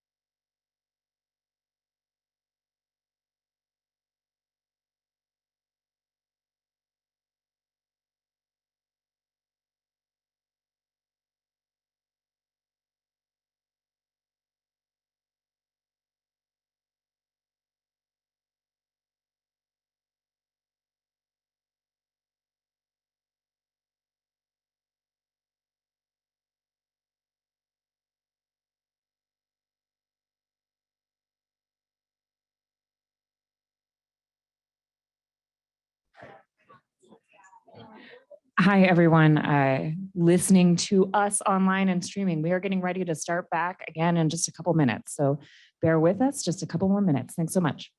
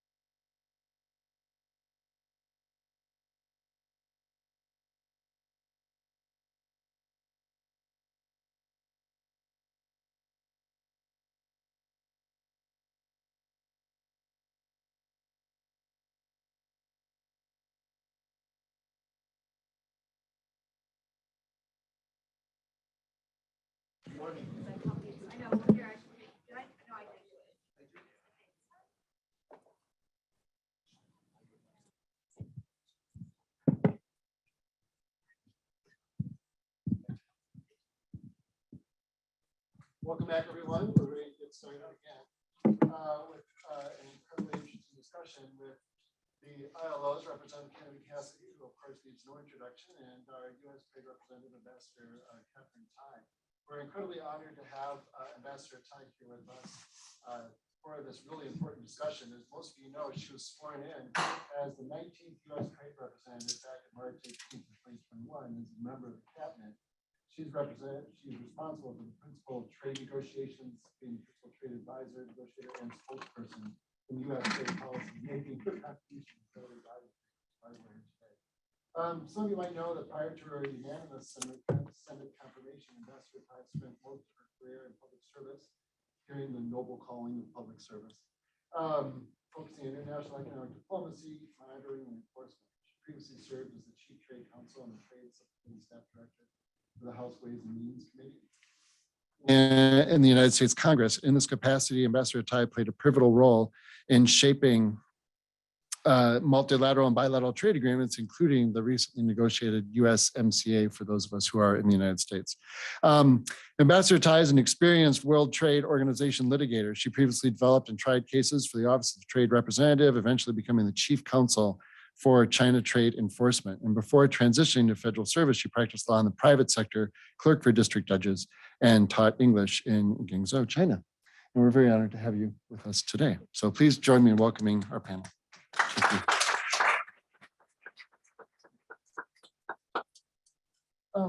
So for the discussion, I'm going to be moderating. We're going to start. We have a couple of questions that I'll be asking them. Yep. And Ambassador Tai, if it's okay, I'd like to start with you. Should be, yeah, it's on. Yes, thank you very much. As you know, this segment's been focusing on advancing equitable economic growth and worker voice. In terms of advancing equitable economic growth, in October, you requested that the US ITC investigate the trade distribution effects on workers and underserved communities. In effect, you asked the ITC to examine the extent to which the critiques of trade policy are true and that it really does hurt US workers and communities. Why did you do this, and what will you do with the information resulting from that investigation? Well, thank you for this question, and thank you for highlighting this particular investigation that we've requested from the U.S. International Trade Commission. For those who don't know, the USITC is an independent government agency that is statutorily required to respond to requests from the USTR and also to the two committees of jurisdiction on the Hill to investigate issues that are important to us in formulating and implementing U.S. trade policy. policy. The USITC is very well respected and considered to be a very objective agency, and it's trusted. It's run largely by a lot of economists and some trade lawyers. And they're the most lovable nerds in our community. The reason why I highlight that is because it is an important part of why we asked the ITC to conduct this investigation. And we are asking questions that have been hotly debated, but at USTR in the US government, I think we've not brought a very deliberative and disciplined approach to. So you're right. I think that part of the motivation is that, in certain segments of our economy and in certain parts of the world, trade policy has been heavily criticized for not being advanced in the interest of workers.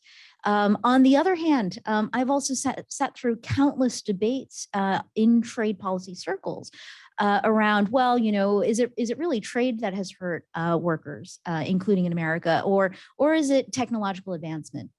I've also sat through countless conversations where the benefits of trade are touted as really solely focused on the consumer. Right. Oh, well, thanks to trade. And I think that this is true, right? You've got diversity represented in your marketplace and in your grocery and in your shops. You've got really low prices. The issue is that I think that those arguments have always fallen somewhat flat because almost every consumer is also a worker. A worker in this marketplace and in the international marketplace with our globalized economic world order. And what we want to do in asking the ITC to look at goods and services trade and its impact on different communities of workers is to really focus the mind and focus the conversation on what kind of data are we collecting? What is it telling us? And how can that inform our trade policy making? It could be we need to be gathering different data. We need to be bringing more sophistication to tracking what activity is going on in our economy and the global economy. But also, we need to be formulating trade policy on more than just gut instinct. And there are studies out there telling us about the China shock, that China's entry into the WTO corresponded with the loss of millions of jobs, largely a lot of manufacturing jobs here in the US. There have also been studies where, when you go deeper into it and you look at the impacts of trade policy, you start to see that trade policy has likely played a significant role in furthering and deepening the divide between rural and urban workers. And this is all hard information that we need in order to make trade policy, and in particular, to make trade policy that is going to be balanced in favor of workers. Workers are the human component of our economies. And if we can't make trade policy work for our people, then we're not asking the right questions. We're not doing the job right. Yeah, making trade policy work for people is obviously something the ILO has been concerned about for a very long time. And so I'd like to ask Kevin, how are trade partners like the United States and EU working with the ILO on specifically these matters? And what are some of the advantages and disadvantages to your tripartite stakeholders and others? Maybe to cut to the chase, been working very well, and I think increasingly so. But maybe to roll back slightly to say the nature of what the ILO is. The ILO is a normative agency. It is a technical agency of the UN system, but it's also an economic actor. The ILO sits at the table with the G7, the G20, the OECD, the World Bank. So we have a rather unique role. But the most important thing for the ILO really is that we're not only just looking at economic growth, but we're also looking at social progress and social justice issues. So this is really key, and I really appreciate the ambassador talking about the people side of that. And I think that's really quite important for us. So the ILO and the US and the EU have been working together to provide some practical inspiration for the trade agreements. At the national level, the ILO provides technical advice in drafting the labor legislation. It's helping to capacitate those institutions in countries so that you can create opportunities for dialogue, and also to be training the inspectorate and in some cases the labor courts themselves. And of course, when there is a labor reform taking place, as there is, for example, in Mexico, the ILO is engaging and assisting with that. At the sectoral level, the ILO is working, to promote freedom of association and collective bargaining. I mean, this is something that doesn't happen on its own volition. So it really has to be pushed forward.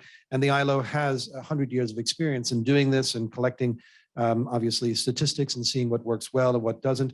But there has to be also a mutually agreed role about how do you respond to the real economy. So you have to speak the language of the other side. So this tripartite negotiation is very different than sort of just international government to government. Also at the enterprise level, and you'll hear and you've heard earlier the mention of better work, which is a factory-specific approach where the ILO is providing and promoting efficient, effective enforcement through the building of a culture of inspection and the culture of looking at the rights-based approach at the factory level. And this is delivering tangible benefits, particularly in the textile industry. Better Work is now looking at other sectors. Of course, all supply chains are not equal. So textiles and agriculture and electronics, they're all different. They have their own unique problems, and you have to approach that as such. But underlying all of that, for these trade agreements to really work and to draw upon the ILO's expertise, we have to be invited in. There is no ILO army of inspectors. We can go in, we can talk to people, but there has to be a mutual agreement on both sides in order for that assistance to work. Voluntary arrangements sometimes can be very difficult because they only reach governments in the sense that they sign the conventions and that applies to the governments. But when it is not embedded in a trade agreement, then it is voluntary up to the company itself whether it's going to apply these or not. So I land on the side of maybe being a little bit stronger on the side of the mandatory side of that. But I think what the ILO brings is legitimacy. The ILO has a collective voice. It is the decisions made of the 187 member states, plus the workers and employers of those countries. So it is not the international bureaucracy that is making these rules in absence of the real economy. So you bring those actors to the table and we speak about that. So having that legitimacy and having what is very unique to the UN system, which is a supervisory system. The ILO does follow up. Once these conventions are ratified, then countries will have to change the national legislation to be consistent with the provisions of those conventions. And then you have a level playing field. And I think that's really quite important because then you have, from a company perspective, legal certainty. I think that's really quite important that the ILO brings. Also, in terms of its expertise, as I mentioned, we have 100 years of experience in standard setting. There are a number of conventions that have matured over the years. There are new conventions that come on board all the time. Our latest two were on domestic workers and the latest one, 190, C-190 on violence and harassment at work, a very big barrier to women in the workplace today. And I think after COVID-19, this is going to take even more front and center role for us. So I think when we look at this, and I'll mention that the ILO has recently launched a hub on the labor provisions and trade agreements. And with that, we see that since the first trade agreement that had labor provisions, which was NAFTA back in 1994, that labor provisions and trade agreements has increased to 104 out of the 351 regional trade agreements that have been implemented. So it's a third of the agreements now that are including labor provisions. USMCA is very progressive. It has added also occupational safety and health.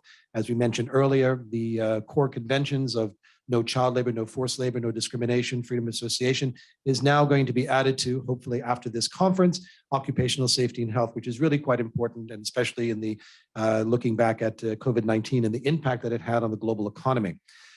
We also see that of the 104 trade agreements that are there, 70% of them reference the Declaration on Fundamental Principles and Rights at Work. So this is really quite important that it roots it in very solidly into a human rights agenda.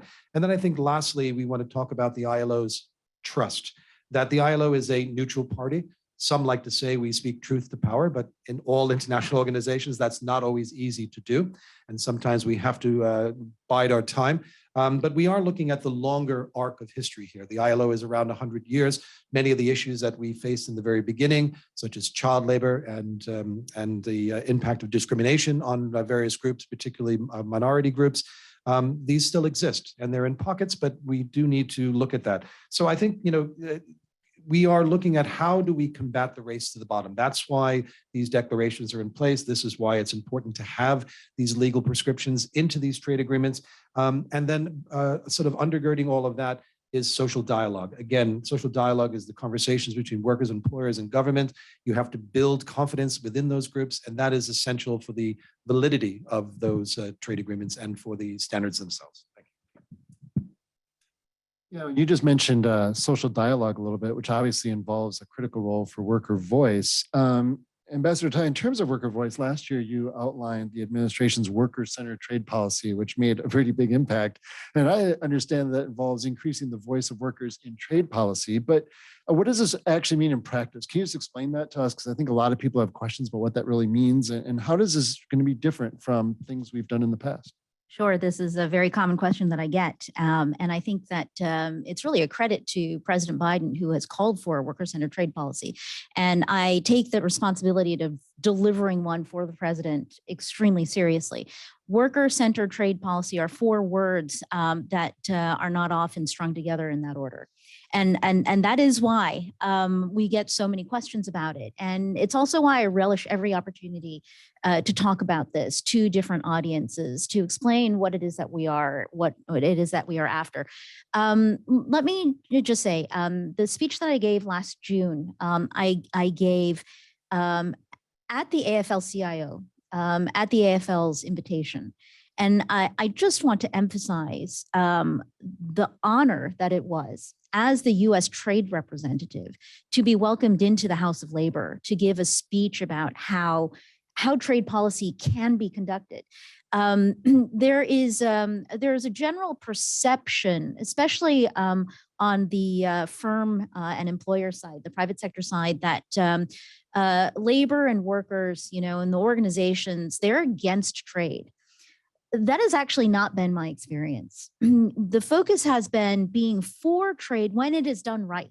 And that it does get back to the concept about, there is a way that we can structure our global economy so that it rewards good behavior as opposed to rewarding behavior that is built on exploitation of our people, yes, but also of our planet, right? Which is going to run us aground.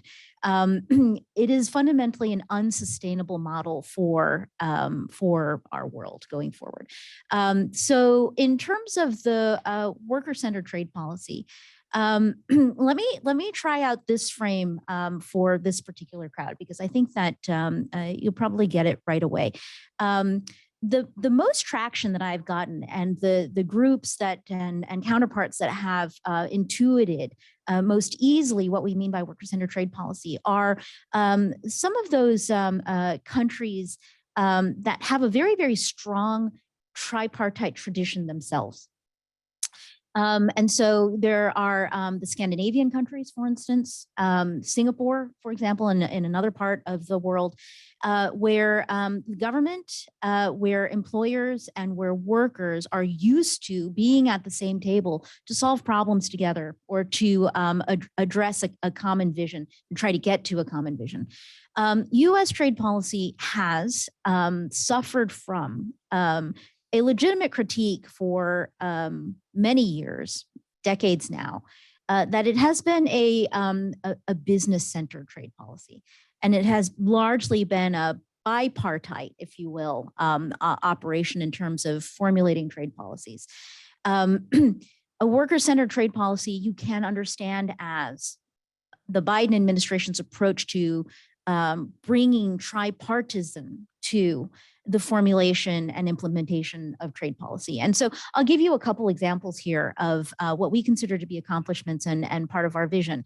One example is the large civil aircraft settlement that we came to with the Europeans and the UK, settling a 17-year-long dispute at the WTO over support that each government has provided to this incredibly important industry. when we went through the process of exploring a resolution, we were very mindful of the fact that each one of us has one very large stakeholder, but each of those stakeholders has also a network of suppliers. And then each of those stakeholders also have workers represented.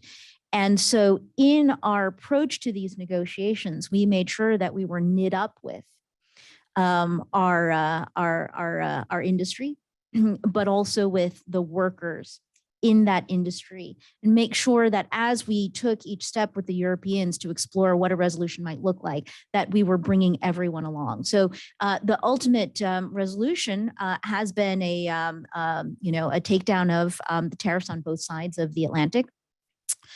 With a commitment to working together, US, EU, UK, on a framework going forward to ensure that we can compete fairly. And that's for our industries, but also critically for our workers in those industries. So that's one example. I'll give you one other example in terms of socializing this idea with the community of parties that have traditionally played in trade policymaking. There are some who are still trying to wrap their minds around what it is that we're trying to do. And sometimes I feel like, despite all my attempts to explain, I've still not broken through, but I will continue. I will continue to work at breaking through. But there's also some segments of our economy and our stakeholder set who know that worker-centered trade policy is our guiding principle, and who will tell me worker-centered trade policy is very, very important. And then, everything else they tell me is everything that they would have told me prior to our articulation of this worker-centered trade policy vision. But I'll give you an example of something that I think gives me a lot of hope. I've just come back from a short trip to Los Angeles. And while I was there, I sat down one afternoon with the major Hollywood studios. Those are employers. And the next day, I had a roundtable conversation with labor organizations in LA, which included the organizations that represent some of these, actually a lot of the workers in that particular industry. And, I think that that worker-centered trade policy is to make sure as we go forward in formulating our trade policies, whether it's in the Indo-Pacific, it's at the WTO, it's, in conversations with the G7, the G20, at the OECD, that our conversations are inclusive and include our partners in the private sector, our partners in the worker organizations. And I am also seeing these two groups coming together also in their approach to USTR, which I think is also very promising. And there's a coalition out there. I think it's called the Creative Digital Coalition. I'm sorry if I'm not getting quite the right words together, but they have organized themselves, content creators, worker organizations, and these large employer groups into one coalition to advocate on trade policy matters. And when that group comes to the table and tells me that, they have a unified view on what it is that they would like us to represent in our negotiations, that's incredibly powerful. And I think that is the spirit of the worker-centered trade policy at work. Yeah, that definitely sounds different than things we've been doing in the past. And so that's very encouraging. That's great. A lot of that obviously has to do with the trade agreements and formulating these trade agreements, right? So Kevin, if I could ask you, I am curious about how do you think the synergies between the ILO and trade agreement implementation have been effective, right? Because once we negotiate the trade agreement, it has to be implemented effectively. And where do you think there might be some scope for improvement as we shape these trade policies going forward? Thanks for that. The nexus between trade and labor has a long history. It goes back to the Singapore meeting of the WTO, where trade had said, labor is for the ILO, and we just deal with trade. So there has always been this feeling that trade is more of a business relationship rather than a contractual labor arrangement as well. And I think people are changing. I think the time has changed as well too. We see that where a lot of young people looking, for their careers are starting to ask, where is my security in the job? Where is my opportunity for advancement? How do I fit into this? Where are the companies that I respect? So I think trade and other mechanisms are necessary, trade agreements and are mechanisms that are necessary to help push those issues forward. So overall, we look at the lessons learned. So for the ILO, because we are a normative agency, we create these international standards. They have to be ratified. They have to be implemented. We work with the national legislators to ensure that the provisions are consistent. And then that will have actually a real life impact in a positive way. And it's not always an easy sell because before, as was mentioned by the ambassador, it was about price points. We are very sensitive on price points here. So as long as we can get things cheaply, we don't really worry too much, although other countries have been for a very long time, particularly in Europe. What we have witnessed, though, is an important ratification of core conventions of the ILO. So I'll stick to those core conventions because that's really what we're looking at in trade, that forced labor, child labor is not being used as a competitive advantage, that people have opportunities to work freely and choose their employment, and also to be paid I guess we have to use the term appropriate living wage. So whether it's negotiated or mandated.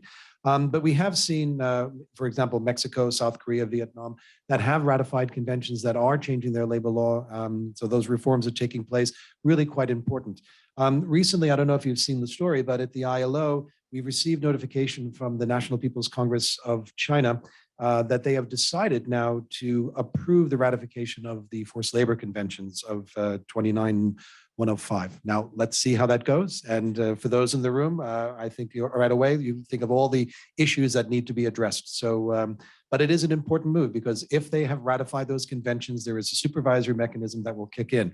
But unless those trade agreements are in place and they are negotiated in a way which holds them to account, I think this could be very powerful. We've also observed the legal institutional reforms that are aligning with our international labor standards. This is reforming social dialogue. We use the word social a lot. We use the word F a lot as well too, but that's unfairness, sorry. But social dialogue mechanisms, we've seen the changes in Mexico through the USMCA. We've seen it in Vietnam, in their relations with the EU, and in Korea with the EU as well. And we do have a speaker today from the EU delegation who will speak a little bit more about the upcoming due diligence directive, which I think is also another important mechanism as well. So what are the challenges that we face? So the challenges are really on compliance. And monitoring that compliance. So I think what the ILO looks for is early dialogue with the stakeholders. So this means the workers and the employers. So you have to sit at the table as equals, which is not always the case. I mean, there is an inherent asymmetrical power relationship, particularly in developing countries, where people may feel that they're just lucky to have a job.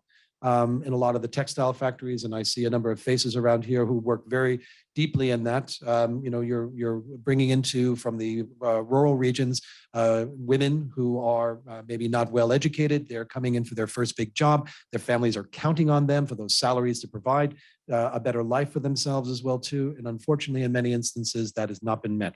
But I do think that having that early dialogue and treating the people who work in the company as an important asset, as any company in the US would do in their HR policy, because your competitive advantage is the talent that you bring into your organization. So we hope that people will be treated as stakeholders, not just as liabilities. Also, the stakeholder engagement should also look at monitoring those activities on both sides. So in the Better Work model, there is both the workers and employers that do agree. They are doing their own monitoring of that. They come together, they discuss these issues. So I think it's a good model, and it does need to be expanded, as I said, beyond the textiles. But that really is a capacity issue. And with the trade agreements, I mean, certainly in the USMCA, we've recently been asked last year to look at a collective bargaining agreement validation vote down in Silao, Mexico, and that was in the GM plant. So there are now new opportunities for that to happen. But as an institution, we're not always tooled to do that. The body of the organization itself has experts to expand this. We do need to look at how do we support that on an ongoing basis. So that's really quite important for the ILO as well too.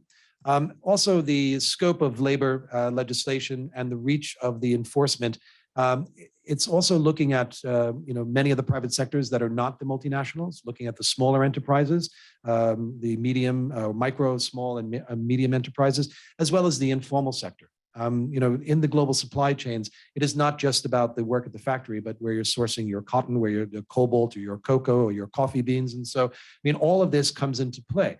And these are at the, at the kind of the, I don't know if it's the lower tiers, but the upstream work. I've always mixed those two up together. But a lot of these labor-intensive activities, this is where we see the child labor and forced labor taking place. So the trade agreements, though, holding the feet to the fire to the companies themselves that they have to do due diligence, looking at this, I think that is really quite important to ensure that these important groups and these important sectors are looked at. So there are a number of instruments. The ILO has its multinational enterprise declaration. There's the OECD guidelines. And then there's also, as I mentioned, the forthcoming due diligence legislation out of the EU. There's also a risk of leaving out the vulnerable populations. So, given COVID-19, which has had a very damaging impact on the world of work, children are increasingly in child labor. We've seen the numbers tick up. And it's, again, not because the parents don't care about their kids, but they may not want to leave them with somebody unless they may become infected, or there's no educational opportunities in developing countries for them. So there are these situations which require other responses, such as social protection. And this is not only the role of the government, but also the businesses that are there to pay their just fair dues and taxes and the contributory schemes, so that the social safety nets are in place, so that the children are protected, so that access to education, access to healthcare, these are really quite important elements and need to be a part of the overall. There's also the importance of focusing on women as well, too. Women have lost tremendously in COVID-19 as a group. And I think right now we need to sort of focus down on the accelerating action on gender-based decent work deficits, which have grown over the last few years. And hopefully in the trade agreements moving forward, that we could look specifically at how do we empower women and ensure that the barriers for them to join the workforces are reduced or eliminated. Great. Yeah, there's been a lot of evolution in trade policy lately. And as you mentioned, Kevin, I think a couple of times, the USMCA has been a big step, a big change and a break from the past. So Ambassador Tai, I was wondering if you could talk about the USMCA's rapid response mechanism in particular, and by focusing at the facility level, right? It's a lot different than other approaches. But what have you learned from the rapid response mechanism, and how do you think this generates predictions for what we're going to be doing moving forward? Let me begin by just coming at the question around the rapid response mechanism from through a political lens. The rapid response mechanism's incorporation into the USMCA is probably the most important innovation in the NAFTA rewrite that was able to get not all labor organizations on board, but significant portions of, and I think that is the thing that gets lost in the shuffle that a lot of people don't realize. And the reason why that is, and I just take another step back, which is you also have to understand that the incorporation of the rapid response mechanism required congressional Democrats to come together with the Trump administration. That might seem like strange bedfellows, but in trade, it was really critical and necessary to this innovation.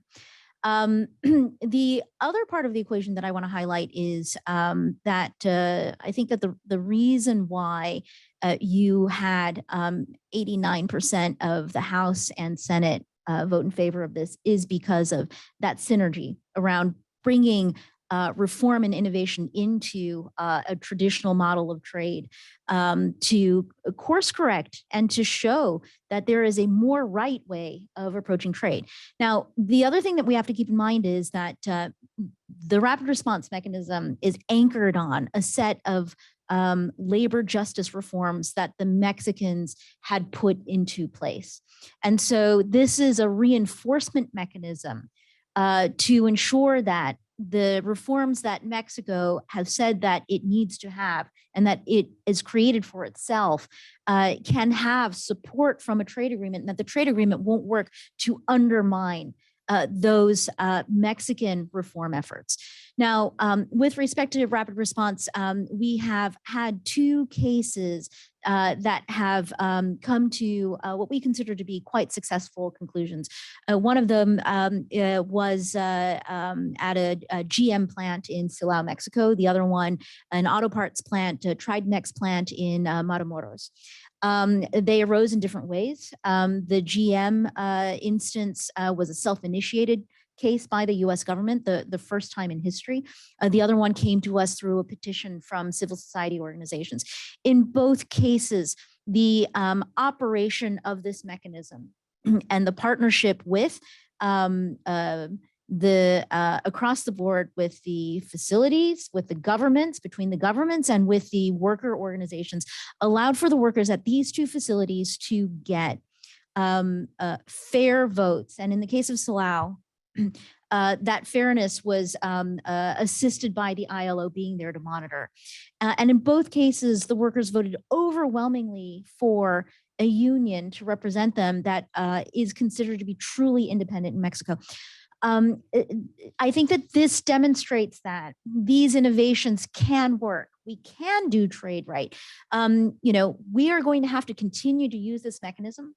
We're going to have to continue to stretch it to see how successful we were in the design. But I think that the other point I want to emphasize is that this mechanism for the first time reaches beyond just the two governments. To directly impact the choice and the rights of workers, and also, frankly, the choice of employers who benefit from these agreements, to say that there is a responsibility that goes with these benefits. And that responsibility is to abide by the laws of the land where you have set up your operations. So we're extremely proud of this. We're not content to rest on our laurels. I think that the challenge for us is how to continue to innovate in trade and continue to expand out opportunities for doing trade right. Included, one of the big advantages was the bipartisan support, right, of this process. And I think you've done a wonderful job today of laying out a vision for bipartisan support for reinvigoration of trade policy going forward. So please join me in thanking Ambassador Tai and Kevin Cassidy. Thank you very much.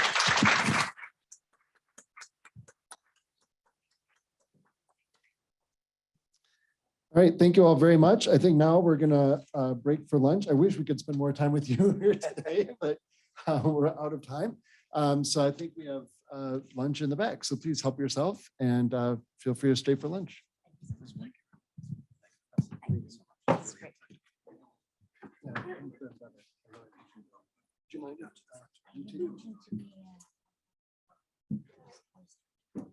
Ambassador, do you mind if I just got a picture of this?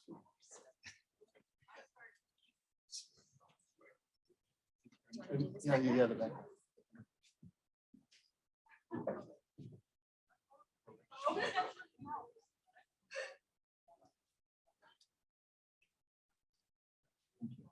Really appreciate your visit. Hopefully we'll be in touch soon. For sure, for sure. Thank you so much.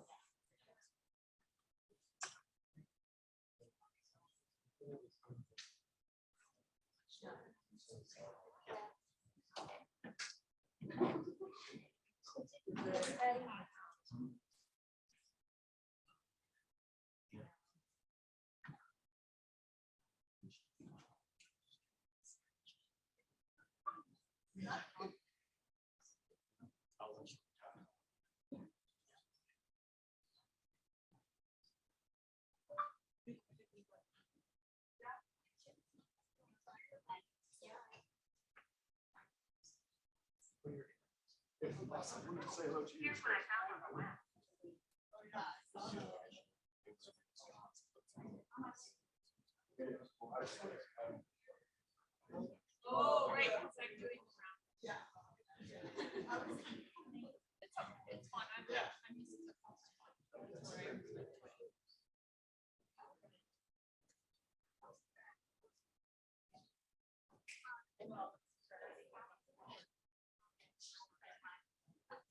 it.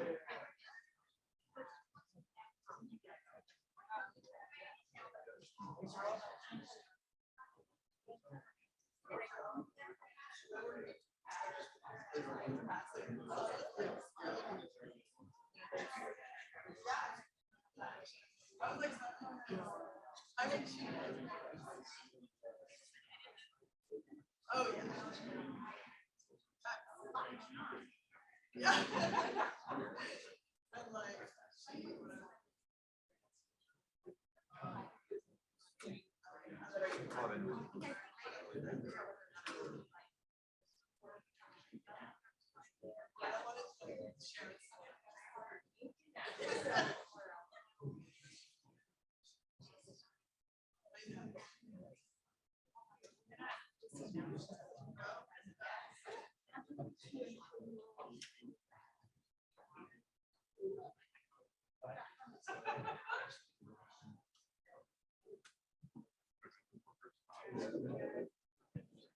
Hi to our virtual and streaming audience. Thanks so much for sticking with us. We will be back at noon. So don't go away. We'll be back at noon and continue the program. Thanks so much.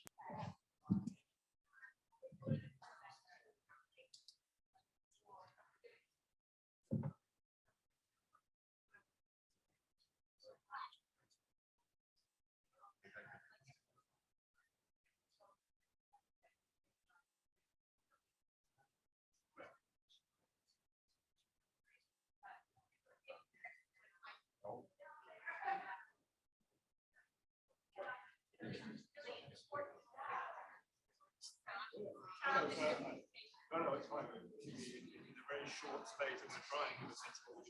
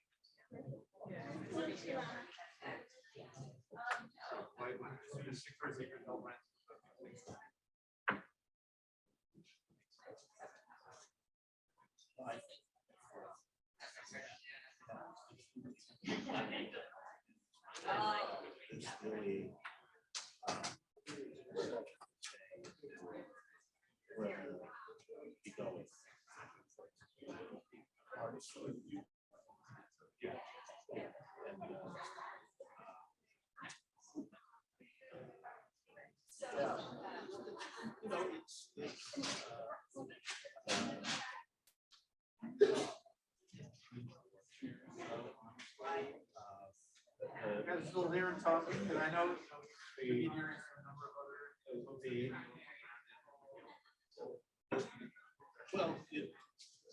well, I really I think that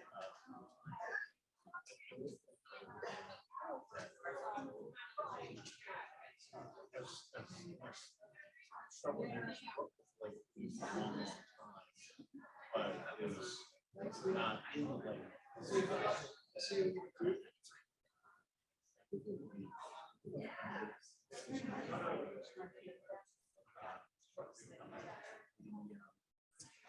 to really think that and for example,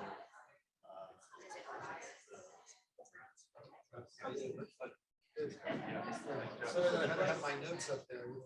It's the watch that over there. I feel that we're doing some good reads.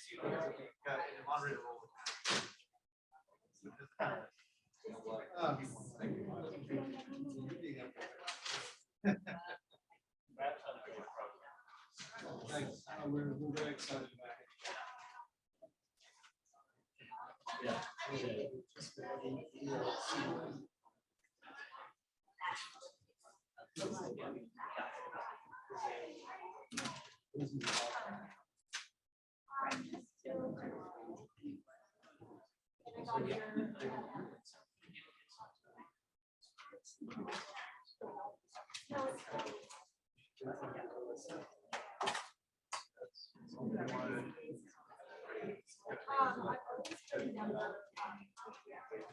I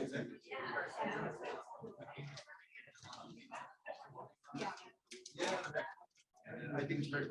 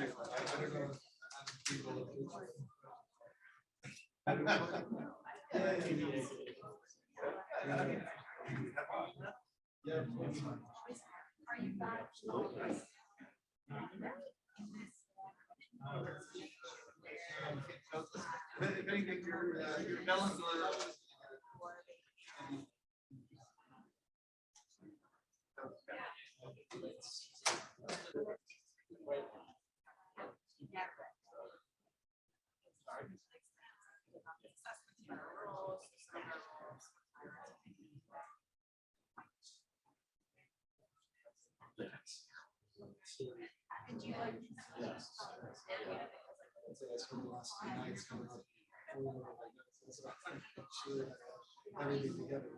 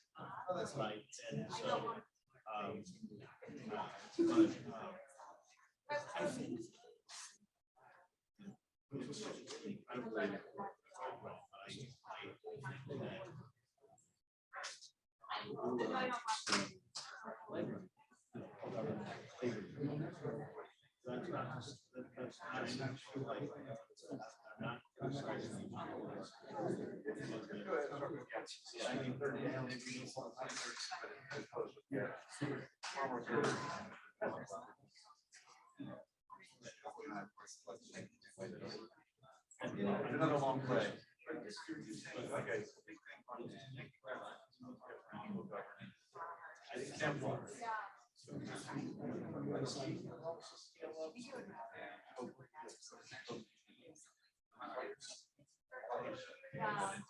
Labor activists. I don't know, what does it look like? Is there a value? Yes. Yeah. So like,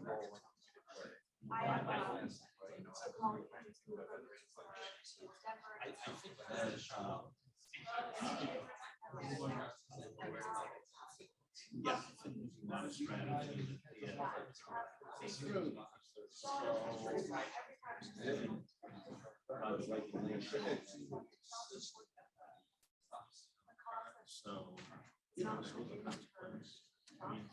Okay. Thank you so much for doing that. I was really thrilled that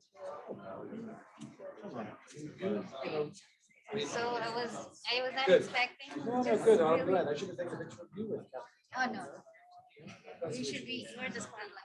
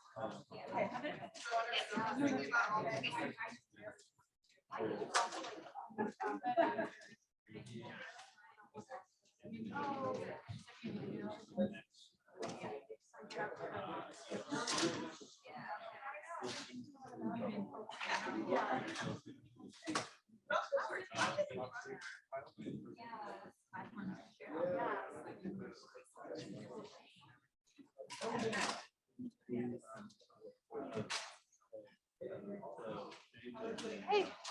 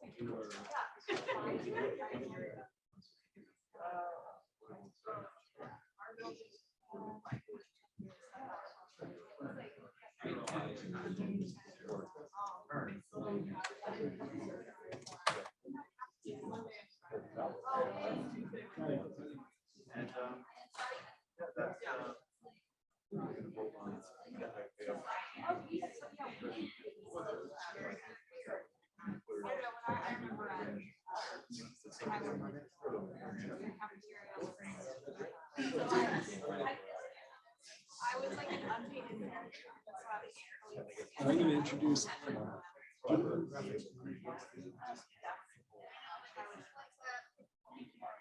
Okay.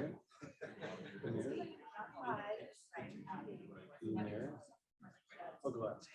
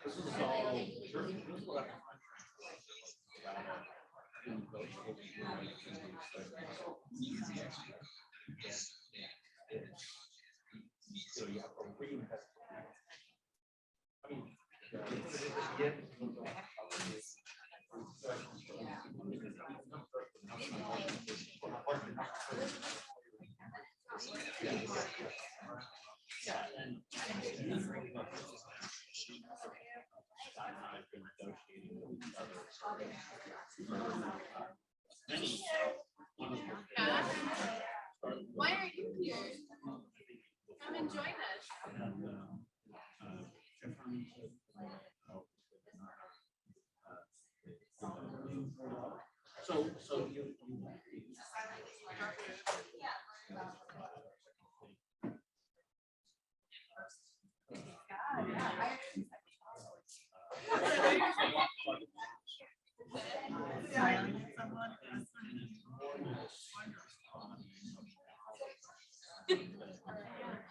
Can show your face again.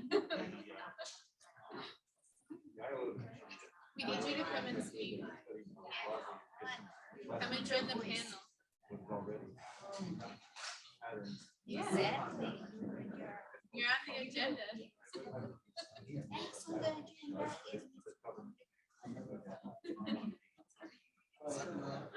we are to this big class to kill it.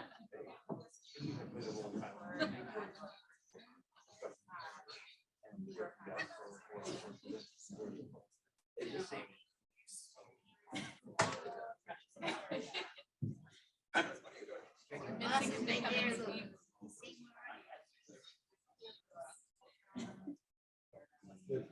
Thanks for being able to.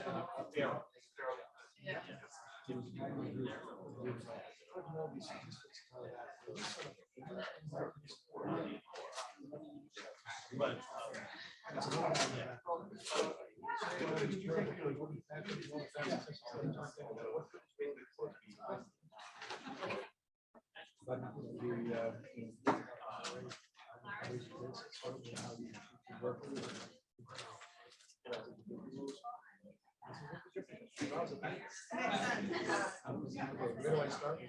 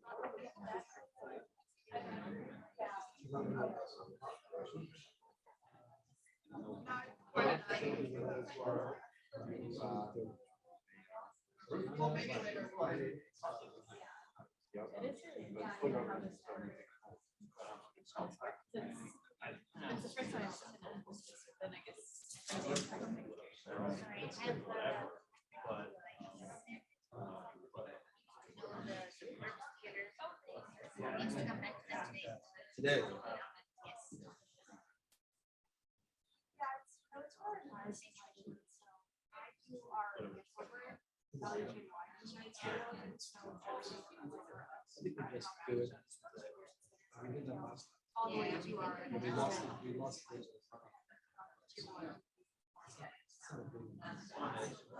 Yeah.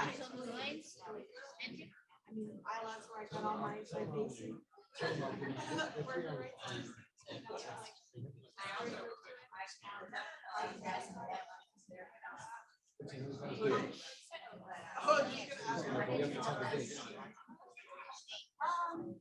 So my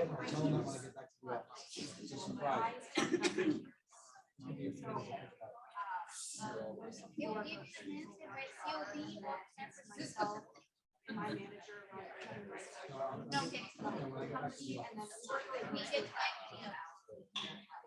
audit.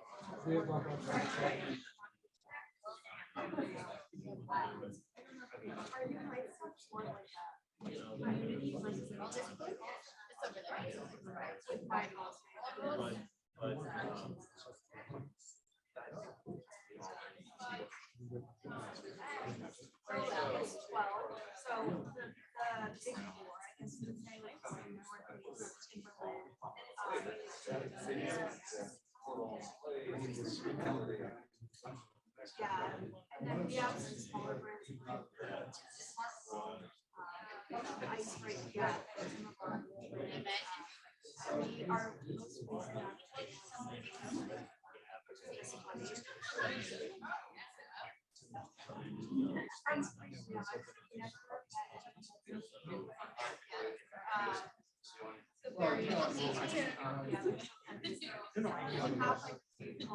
I don't even know what it's. And I was like, to be honest, I don't have any brand wires and it's not top.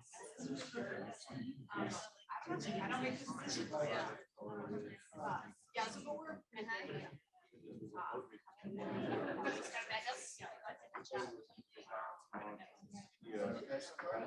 How does it look online?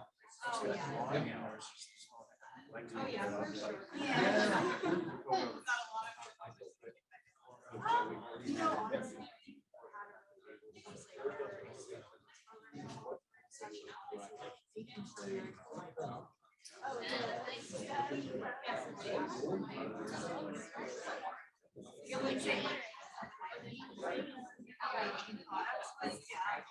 Yeah.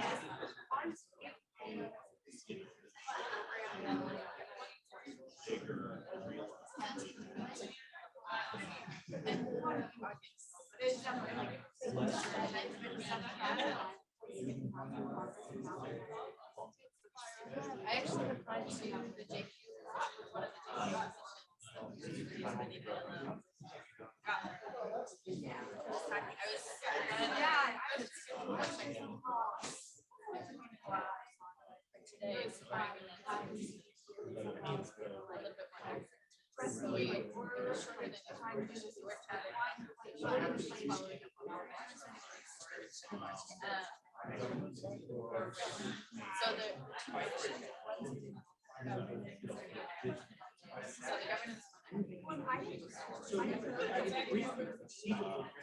So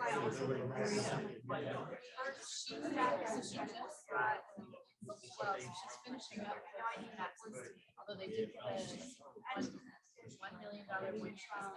So she's going to do 50% that and then 50% job, which is another project that I feel like I said, on child labor and worship ways. So we're doing 50% on each of those in July. That one's a little sounds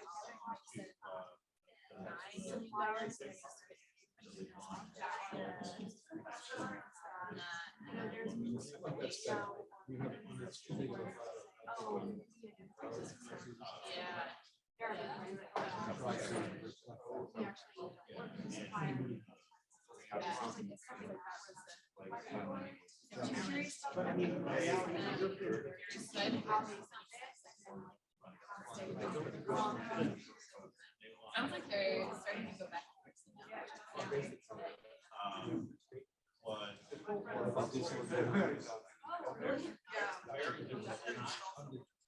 Yeah, so they're not. I guess that's good. They have like products.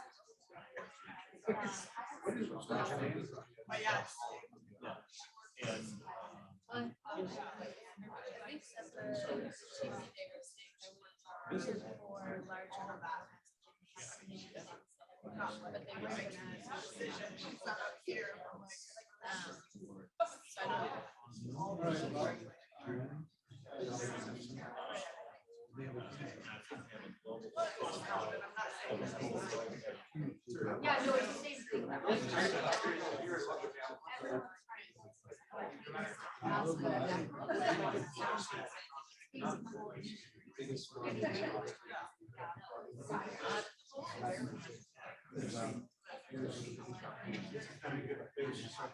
the same thing.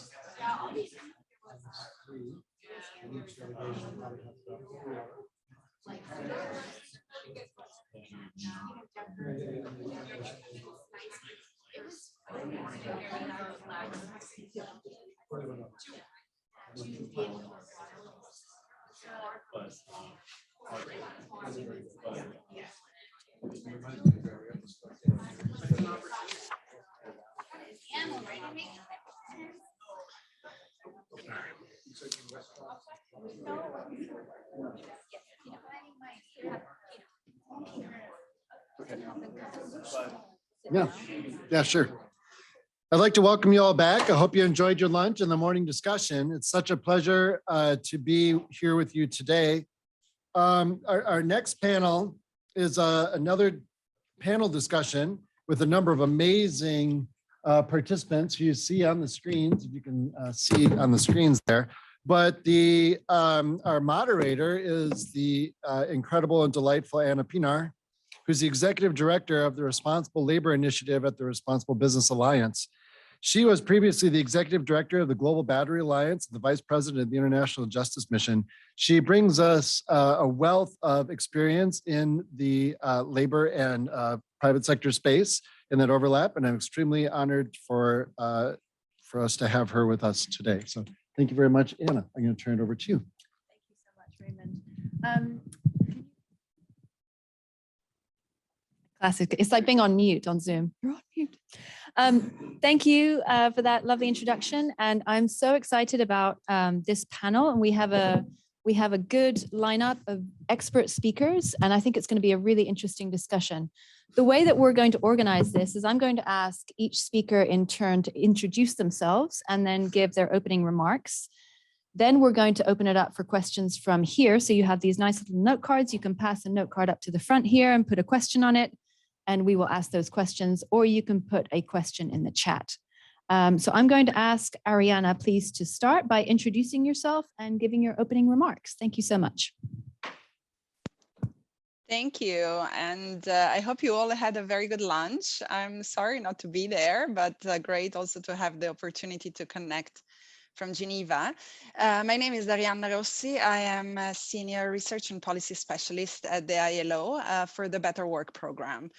We've heard a lot about better work up until now in this event. So I thought I'm just gonna focus on two aspects that maybe haven't emerged so much in the discussion so far. I think Raymond and Kelly have done a great job in covering a lot of the evidence that we have on the impacts of better work on working conditions, on workers' lives, also beyond the workplace, as well as firm performance. So I'm not going to spend a lot of time on that, but perhaps going a little bit deeper into the evolution of better work as a program and the future evolution, since we are talking about new approaches to regulate and improve working conditions in supply chains. The Better Work program is a partnership of the ILO and IFC, and at the moment we are active in 12 countries in all regions of the world in the global garment industry. And we work directly at the factory level, and we have very direct applied interventions. So perhaps a few words on this. Raymond explained that the program generated in 2001 in Cambodia. And this program was really meant to be a monitoring program. And it was the first time that the ILO ever was engaged in monitoring compliance directly at the workplace. And this monitoring of compliance is still very much a defining feature of the program. But I think a big realization when the program was scaled up in 2009 to be a global program operating in many countries was the fact that compliance monitoring alone is not sufficient to generate sustainable change, and that this change needs to be anchored in dialogue and in ownership between worker representatives and employers and factory managers in this case. So the program expanded its suite of services at the workplace to include two very critical dimensions that are still very much at the forefront of our engagement now. What we call advisory services, that is basically an accompanying of bipartite committees that are being set up, often for the first time in places where worker representatives and management have not perhaps engaged in any dialogue before, to identify non-compliance issues and come up together with solutions to remediate them and address them in a sustainable way. So it's a way of keeping each other accountable. And at the same time, also a recognized need of developing capacity and awareness raising, both on the management side, but also on the worker side. So we provide a very large set of learning services for workers, for line supervisors who are often the first layer of management in a factory and are often really the very first interface for workers to deal with management, as well as all other levels of management, from HR managers to compliance officers, up until reaching also to general management. And I think this holistic approach is really important because I think that's one of the challenges that we see in the new approaches that are very much in the news now about regulating compliance in global supply chains, is the fact that legislation and regulation is only as good as it is enforced and applied at the workplace. And in garment producing countries, very often the government unit that has the mandate to do so, labor inspectorates, has limited capacity and even resources. And so the need of developing also an accountability mechanism at the workplace is very important.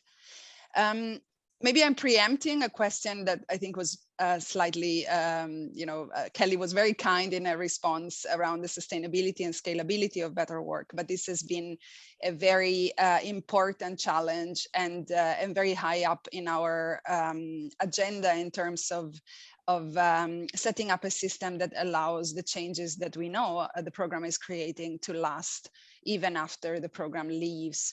And this has to do with empowering local institutions, empowering the ILO constituents, so the Ministry of Labor and labor inspectorates, trade unions and employers associations to devise on their own the strategy for the industry and to use the tools and approaches that Better Work has proven to be successful to take them on board and reach also a much wider group of workers in also in non-exporting factories, which tend to be the ones that are part of the Better Work program.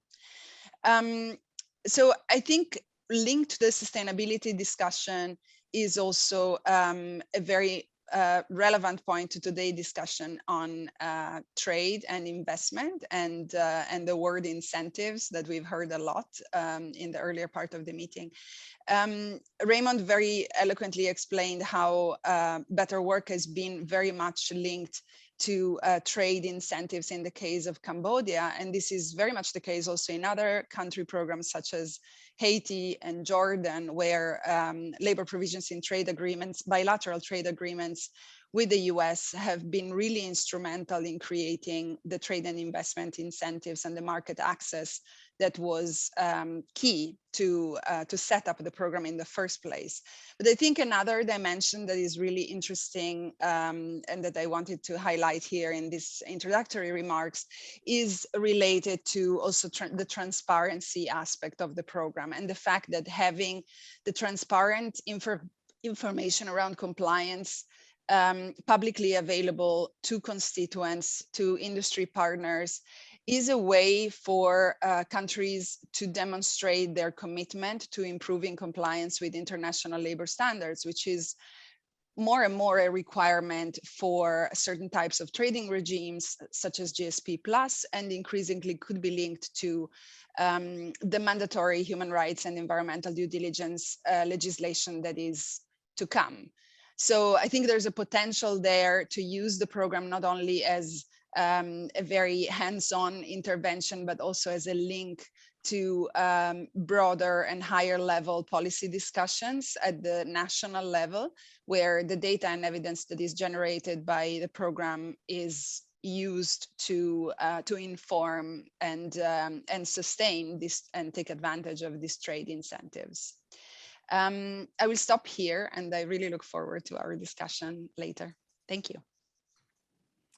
That's fantastic. Thank you so much. And some really good points there about worker engagement and lessons learned. As Guy Ryder mentioned this morning, it's important to look back in order to look forward. And as Ariana mentioned, this session is about looking forward and about what's worked and taking those lessons forward. So really helpful also about not just the need for regulation, but also implementation and capacity building, sort of accompanying that implementation on the ground, and then also the importance of embedding it in trade. So thank you so much for those really excellent points. I'm going to ask Josh also then to do an introduction. Josh was going to be with us here in person, but woke up not feeling so well. So I hope you're feeling better, Josh, and thank you for being here. And please do introduce yourself before your opening remarks. Thank you so much. Sure, and thank you very much for the opportunity. Sorry I couldn't be there in person to see a bunch of friends and participate, but I thought I'd keep my germs to myself. The other downside is I had picked out some really cool socks for today, and so you got to see Kevin Cassidy's socks, but not mine.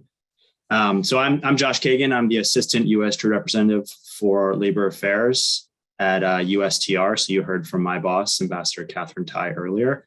And I lead USTR's work on labor issues. I'd like to begin by thanking the ILO and Texas A&M for convening this discussion and for inviting me to participate. Today's conversation is timely and important on a number of levels, and we've heard a lot about the various iterations and permutations of that today. So since our focus in this panel is forward-looking on new approaches and opportunities, I will get there, but I also want to set the stage, as was just mentioned, by looking back to look forward and mention some of our current work to improve working conditions in supply chains. This is an exciting time to be working on these issues. As you heard from Ambassador Tai, the Biden-Harris administration, with Ambassador Tai's leadership, has taken a new approach to trade policy, a worker-centered trade policy that centers workers in our trade policy development and implementation. This means we measure our success not on how much we trade, but on how that trade helps to support good paying, rights respecting, secure, and safe jobs for workers. One example of this approach, which is relevant to today's discussion, is the Rapid Response Mechanism, the RRM, and the USMCA, our trade agreement with Mexico and Canada, which you've also heard some about today. The RRM is a first of its kind mechanism that focuses on denials of the rights of freedom of association and collective bargaining at individual covered facilities in Mexico. Under the RRM, violations of worker rights at a facility can have financial implications on the company that owns the facility in the form of tariffs. The RRM adds a significant incentive for businesses to comply with labor law, not only because it's the right thing to do, but also to avoid the possible financial implications. As you've heard from Ambassador Tai, we've utilized the RRM twice so far. And in both cases, we're able to use the tool to achieve positive results for workers, including by supporting the Mexican government's work to facilitate free and fair votes related to collective bargaining. I can say with great confidence that these two cases will be far from the last. I think there are important lessons here for what the future of US trade and labor policy could look like. The USMCA is a unique context in many ways, and the RRM is tailored to that context. But I think the focus on business accountability, the ability to harness a narrow tool for specific violations, and the agility to respond both rapidly and frequently are important lessons that we should seek to incorporate in our thinking going forward. I also want to briefly mention our forward-looking thinking around improving working conditions with respect to a specific labor issue in our supply chains, addressing forced labor. The US government utilizes a number of tools and works through many channels to combat forced labor. This includes our prohibition on the importation of goods produced by forced labor, the labor provisions of our trade agreements and preference programs, and our work through multilateral organizations like the ILO. We want to make sure that we are utilizing our various tools and opportunities effectively and efficiently and making as much of an impact as we can. So in January of this year, Ambassador Tai announced that we would be developing the first ever focused trade strategy to combat forced labor. Developing this strategy will include a thorough interagency review of our existing trade policies and tools used to combat forced labor to determine where our current tools could be bolstered, gaps that need to be filled, and a consideration of what new tools we may need. We will also create an inclusive process, an inclusive process that maximizes input from stakeholders and will seek to work with our trading partners to amplify our impact. We hope that all of you will work with us in this process. As I noted in opening, this is an exciting time to be working on improving working conditions in supply chains.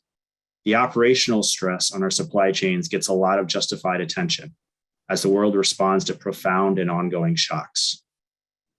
But as we rethink the where and the how of our supply chains, we must not forget the who that is most central to our supply chains, our workers.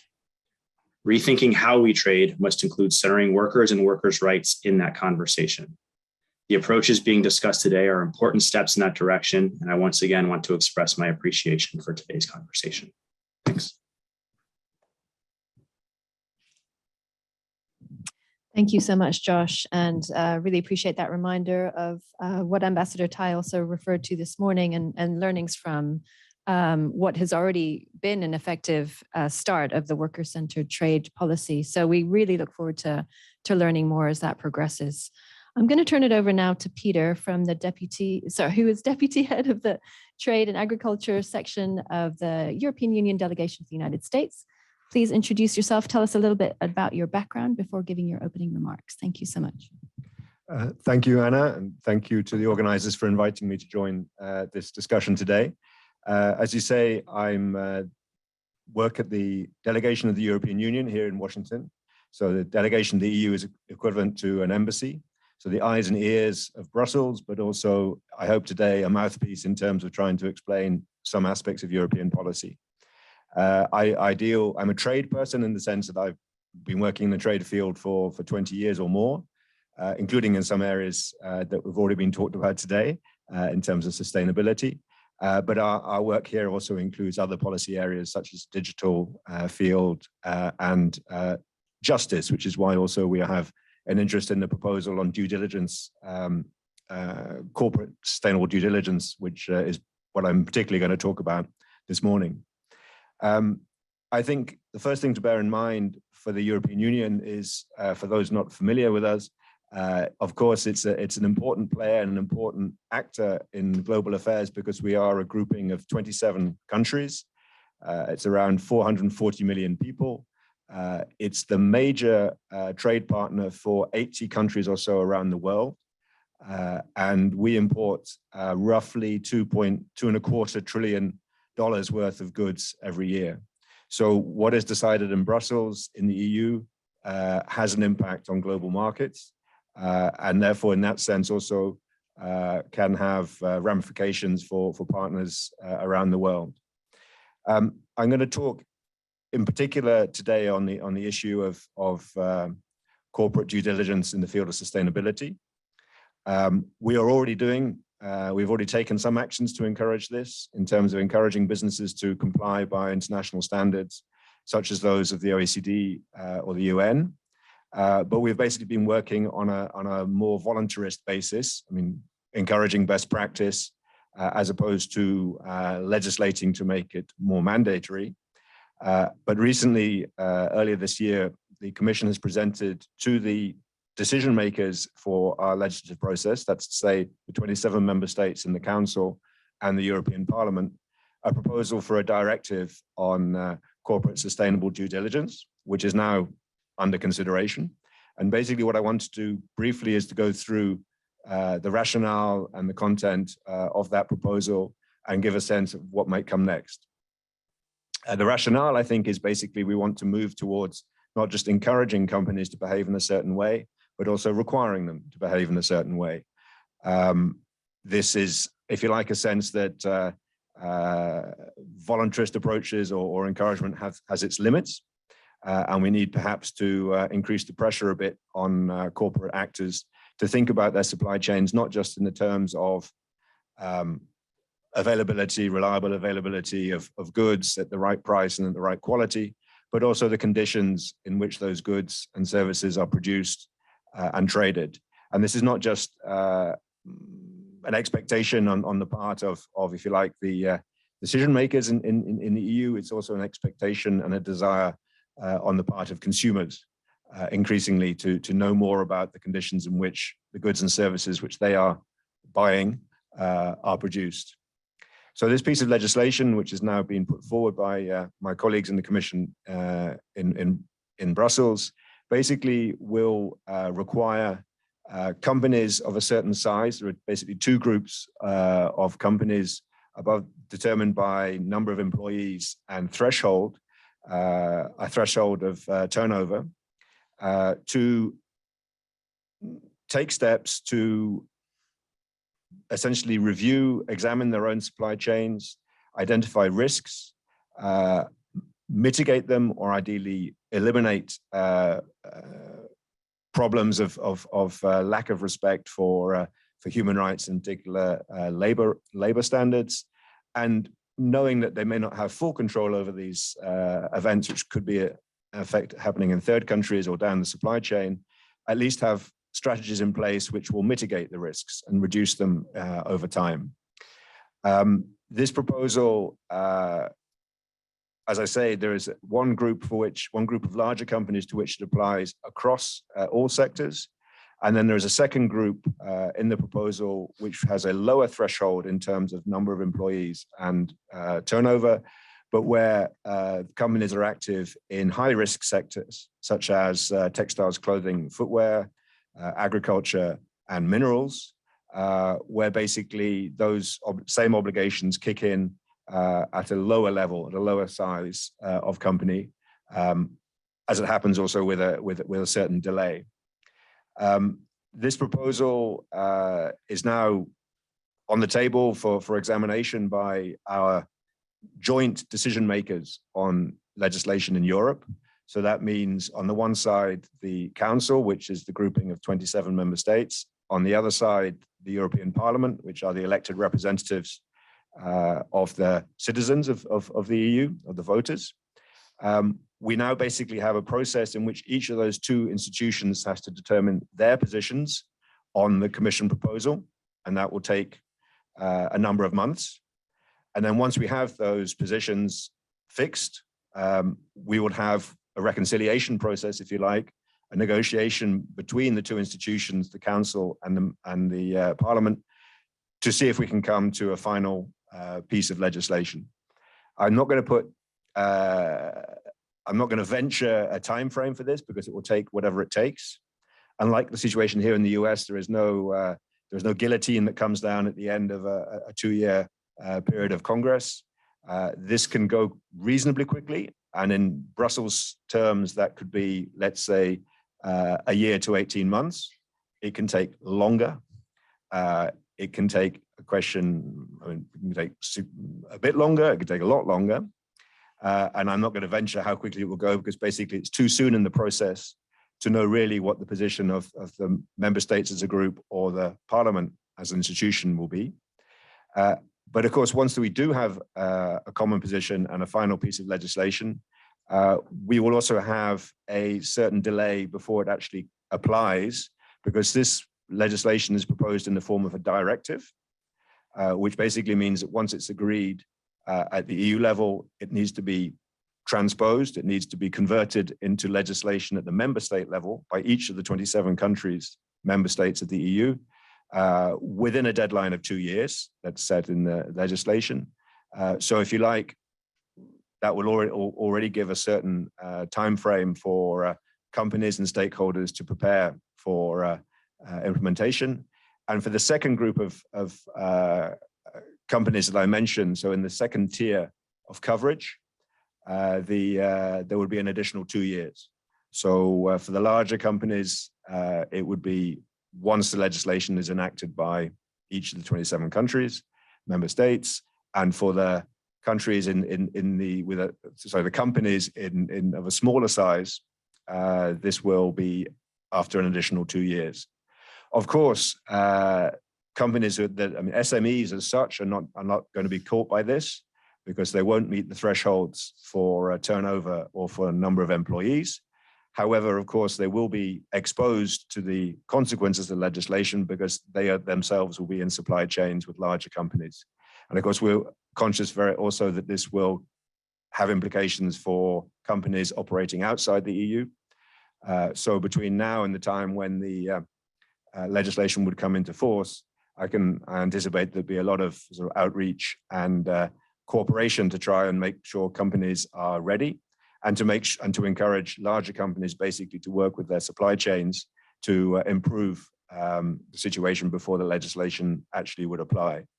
I think in this area, much is achieved in any case through partnership. The situation on the ground in particularly partner countries does not change just because a piece of legislation is passed in Brussels or anywhere else. Change happens through cooperation, and this is also where I'd also flag from the EU side how important the work that we do with the ILO and with other partners is in terms of helping change the conditions in which goods are produced and services are traded internationally, using the size and the attractiveness of the EU market as leverage to try and achieve those sort of improvements over time.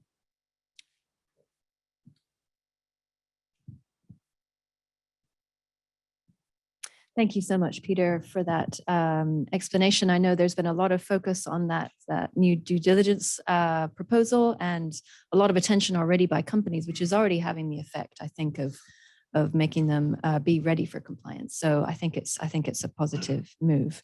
And thank you also for highlighting the need for collaboration. Actually, the ultimate impact is changing the conditions in which forced labor and other human rights impacts take place.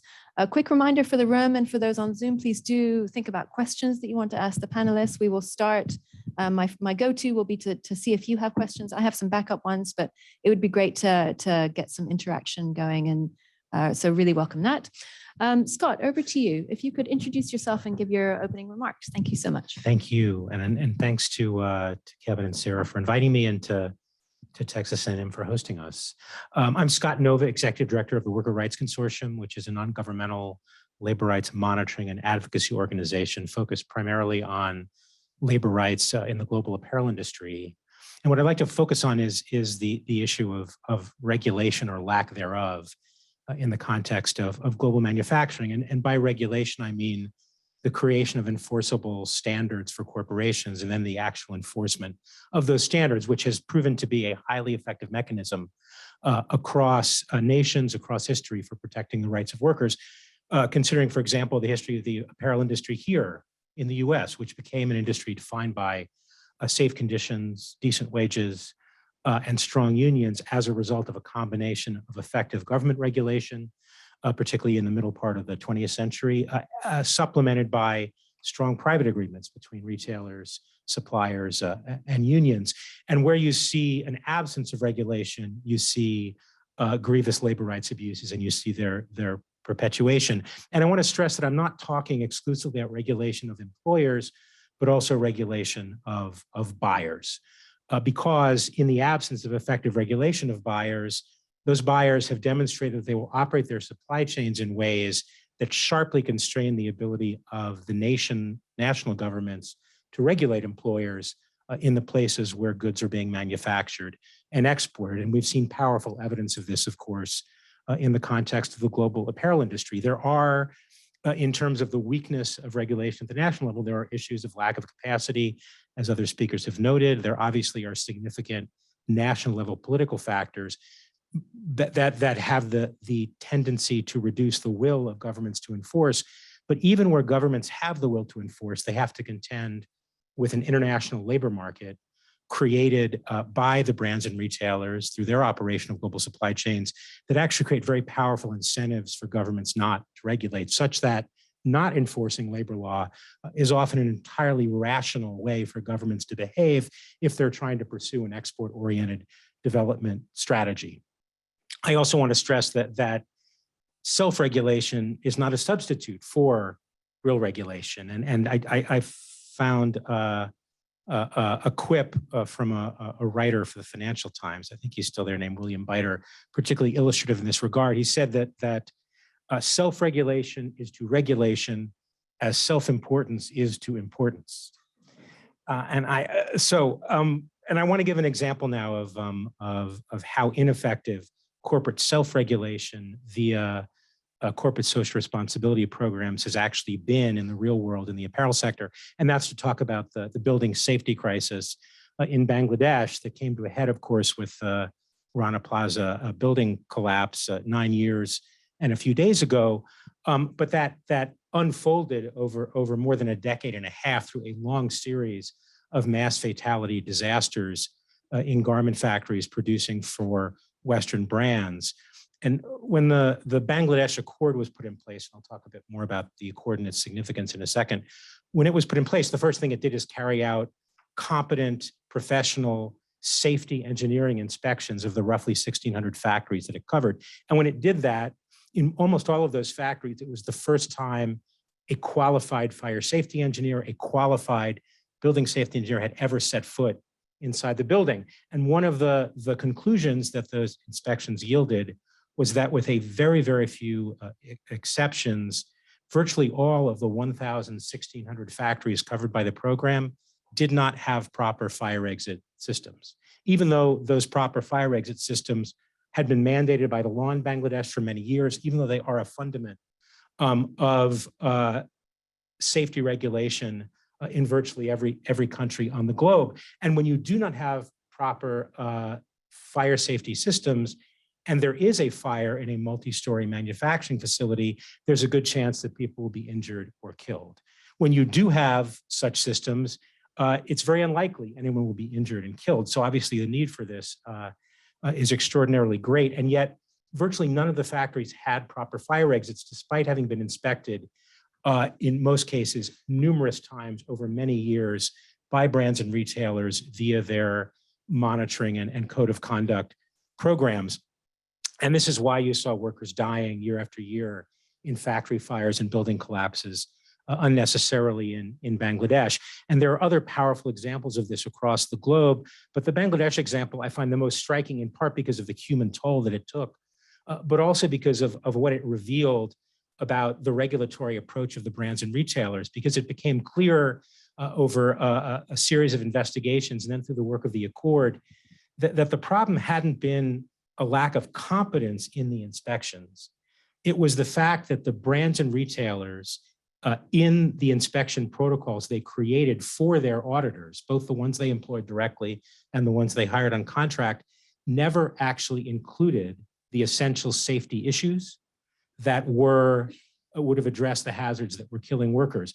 fire exit systems were never part of the inspection protocols of any brand or retailer, at least that we can identify, that was sourcing across all of those years in Bangladesh, even though that was the issue in the fire safety context that was killing people.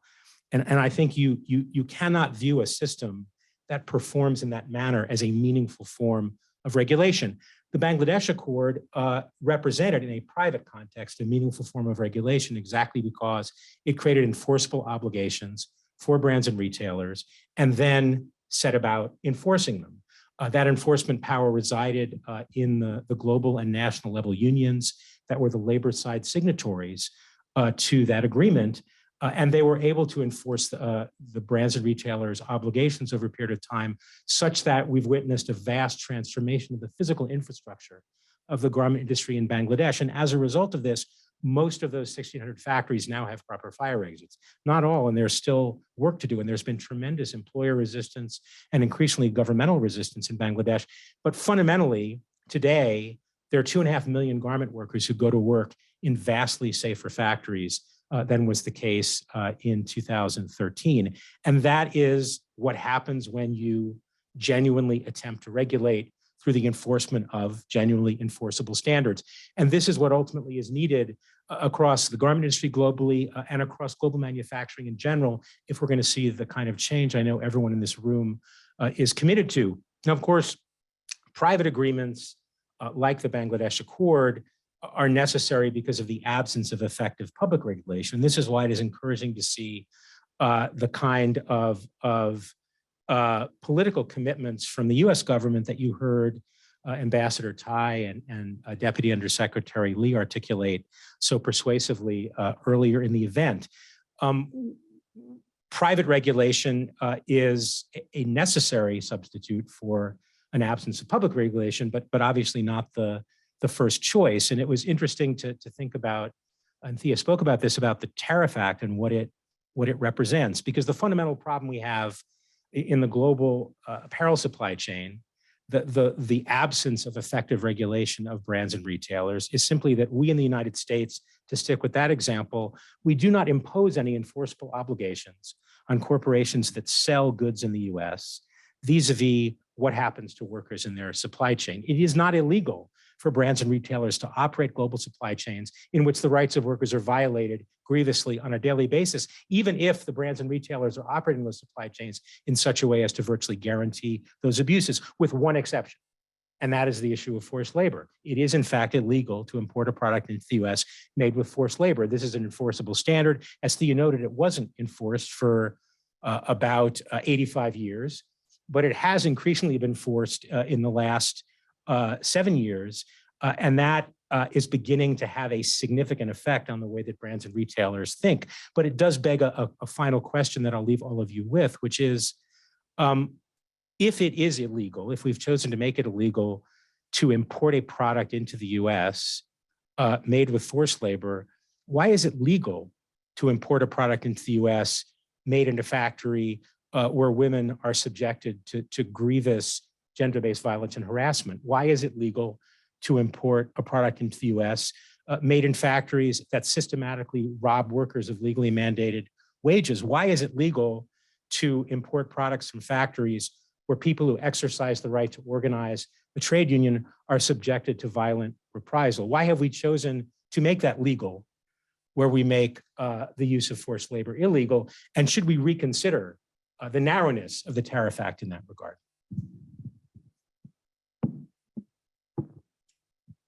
That's an excellent point, Scott. And yeah, you made so many interesting points there that I hope we can pick up in some of the questions about both the limitations as well as the positive impact of private agreements, the need to include workers in the solution. You mentioned how where there were no fire exits, had there been workers involved in actually participating and bringing the solution, that could have been solved probably much sooner.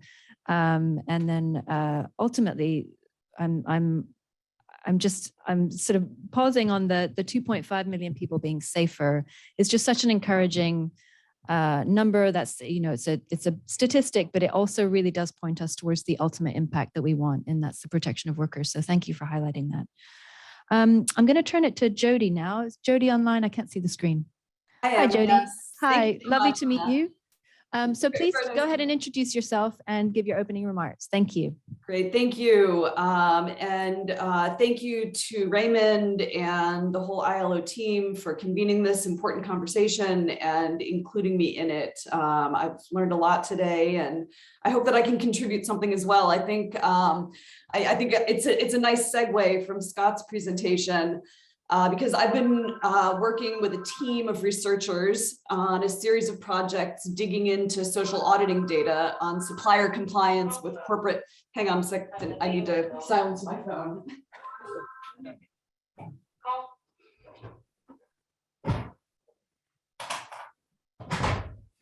Sorry about that. So I've been working with a team of researchers on a series of projects digging into social auditing data on supplier compliance with corporate codes of labor conduct to see what we can learn about the conditions associated with better supplier performance, about the design features of codes and auditing that can promote improvements in working conditions. Our work has focused on this form of private regulation, codes and social auditing. And over the years, we've heard criticism from scholars and activists like Scott about the dangers of this kind of private regulation or corporate social responsibility, including its potential to legitimize corporate power and domination and to diffuse and disable more radical and transformative worker activism. We are certainly not unsympathetic to these kinds of concerns, but what has struck us more and more lately is that they assume a false dichotomy between worker activism and CSR, when the reality is that the two very much coexist in the global value chain. So our current project investigates their relationship. How does the presence of contentious labor activism in a supplier factory's local environment shape that factory's compliance with CSR labor standards? So to get at this question, we study how Chinese supplier factories respond to episodes of contentious worker activism in the cities where they're located. Our data on factory responses come from audits of just over 2,300 suppliers in 114 cities in China. We have data from 2012 to 2015, and we compiled data on worker collective actions, including strikes, protests, and sit-ins from the China Labor Bulletin. China Labor Bulletin data on these types of actions includes dates, locations, demands made by workers, and estimated participant counts. CLB has documented worker activism in all 114 cities where the supplier factories in our sample are located, but at varying intensity levels. And so this is one of the important independent variables for us. And according to this documentation, almost all of these actions involve demands relating to wages and benefits issues, things like wage arrears, overtime compensation, and the relevance of this will become clearer later. But just for now, it's important to flag that that what workers were demanding in these collective actions related almost exclusively to wages and benefits issues. So the research questions that we ask are, how do supplier factories respond to this kind of local activism in their local labor environment? Do they improve compliance with labor standards? Do they improve compliance specifically in the domain targeted by activists? And here that's wages and benefits issues.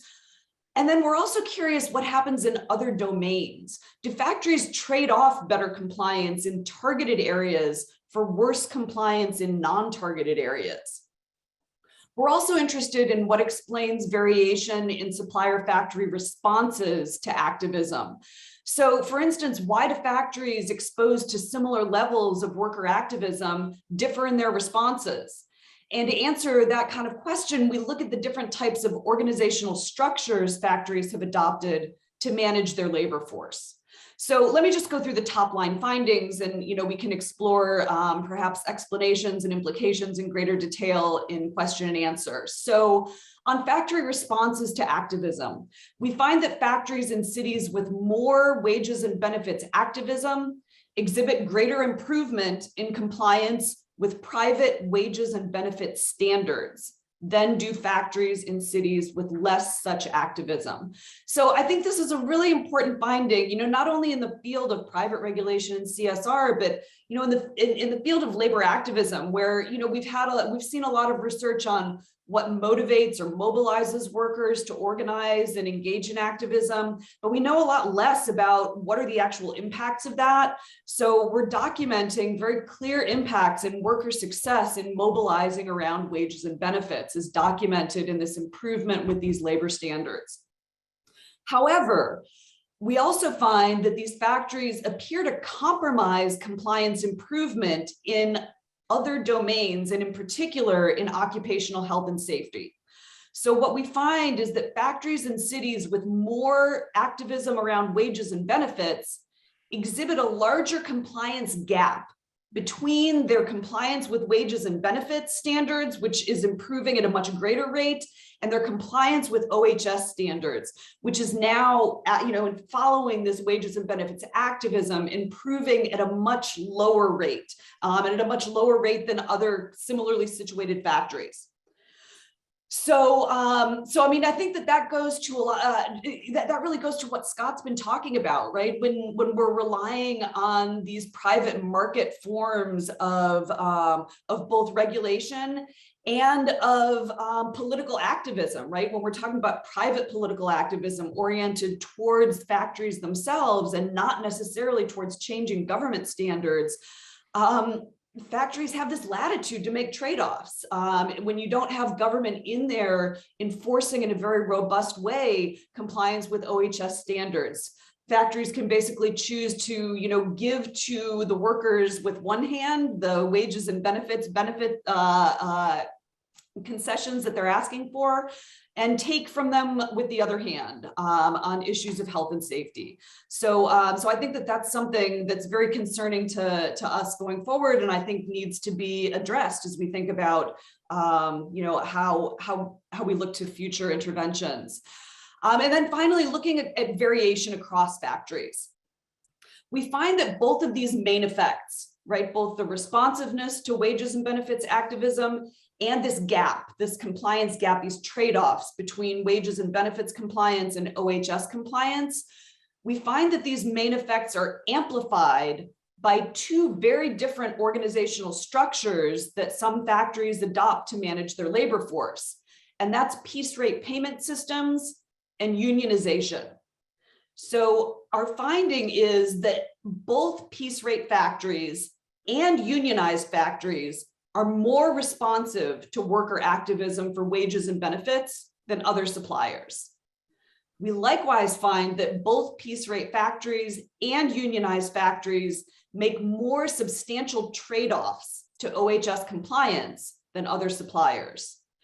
And, again, I was asked to give a very brief introduction, so I will leave it there for now. And, I'm curious about what you all think about explanations and implications of all that, and to the broader conversation. Thank you.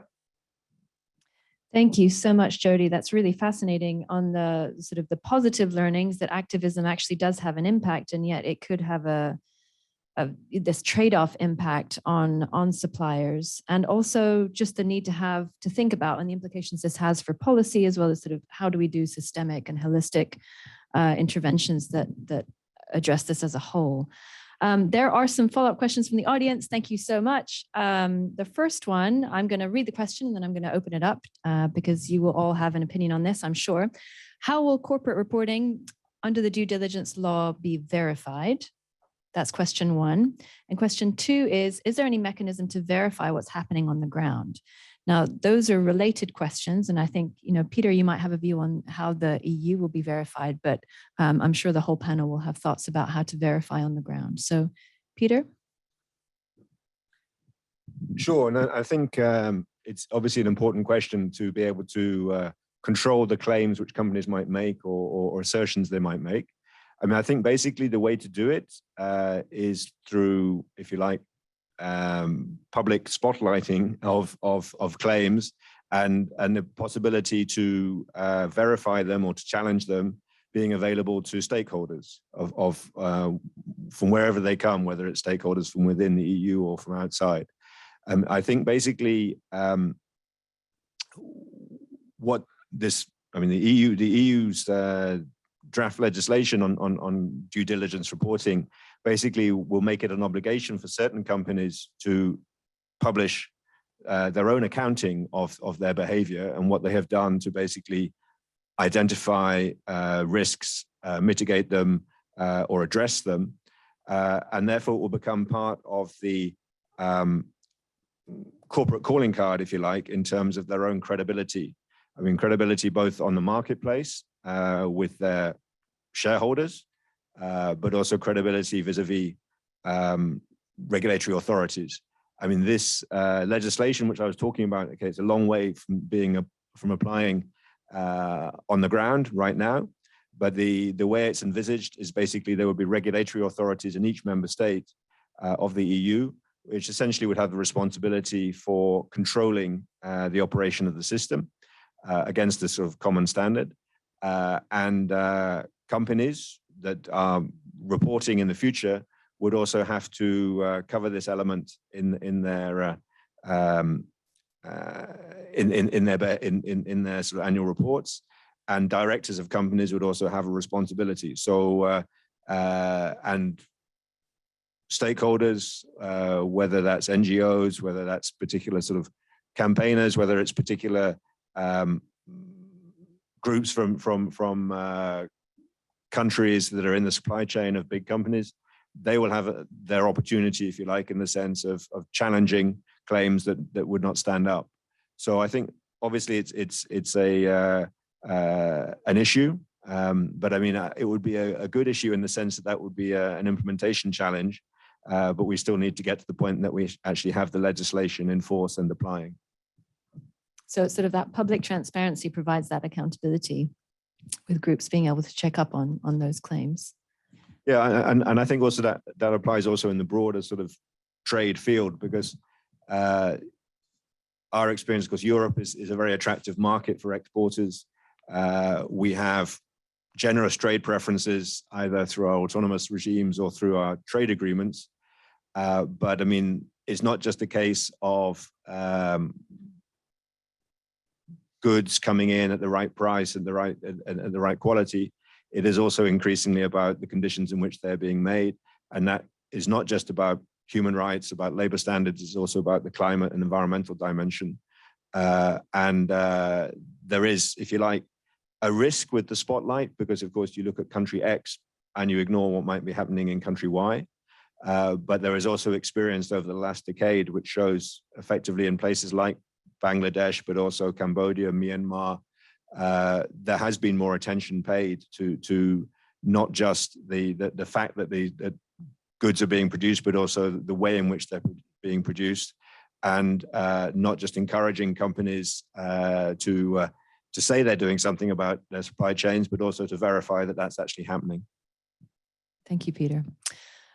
So I want to open it up to the other panelists on this question, both on the verification on the ground, but ultimately, Scott, as you were saying, the impact on workers and the protection that we're looking to see. So how, does anyone online have a comment? And then Scott, I'll come back to you.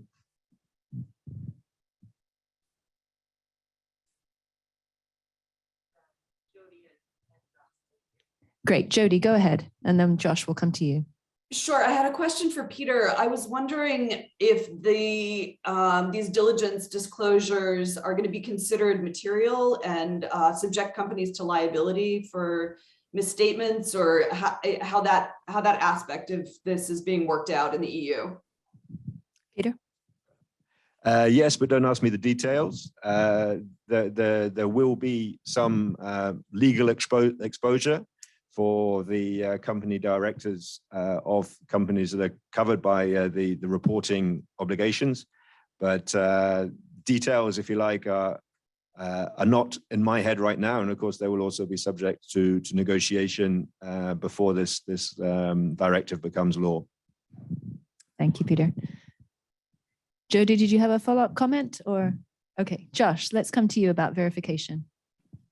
Thanks. Yeah, I wanted to touch on exactly that, the question about any mechanism to verify what's happening on the ground. I mean, I think that's something that we take very seriously on our side. I'm sure many countries in the world do, but it's, we have various resource commitments to do that around the world.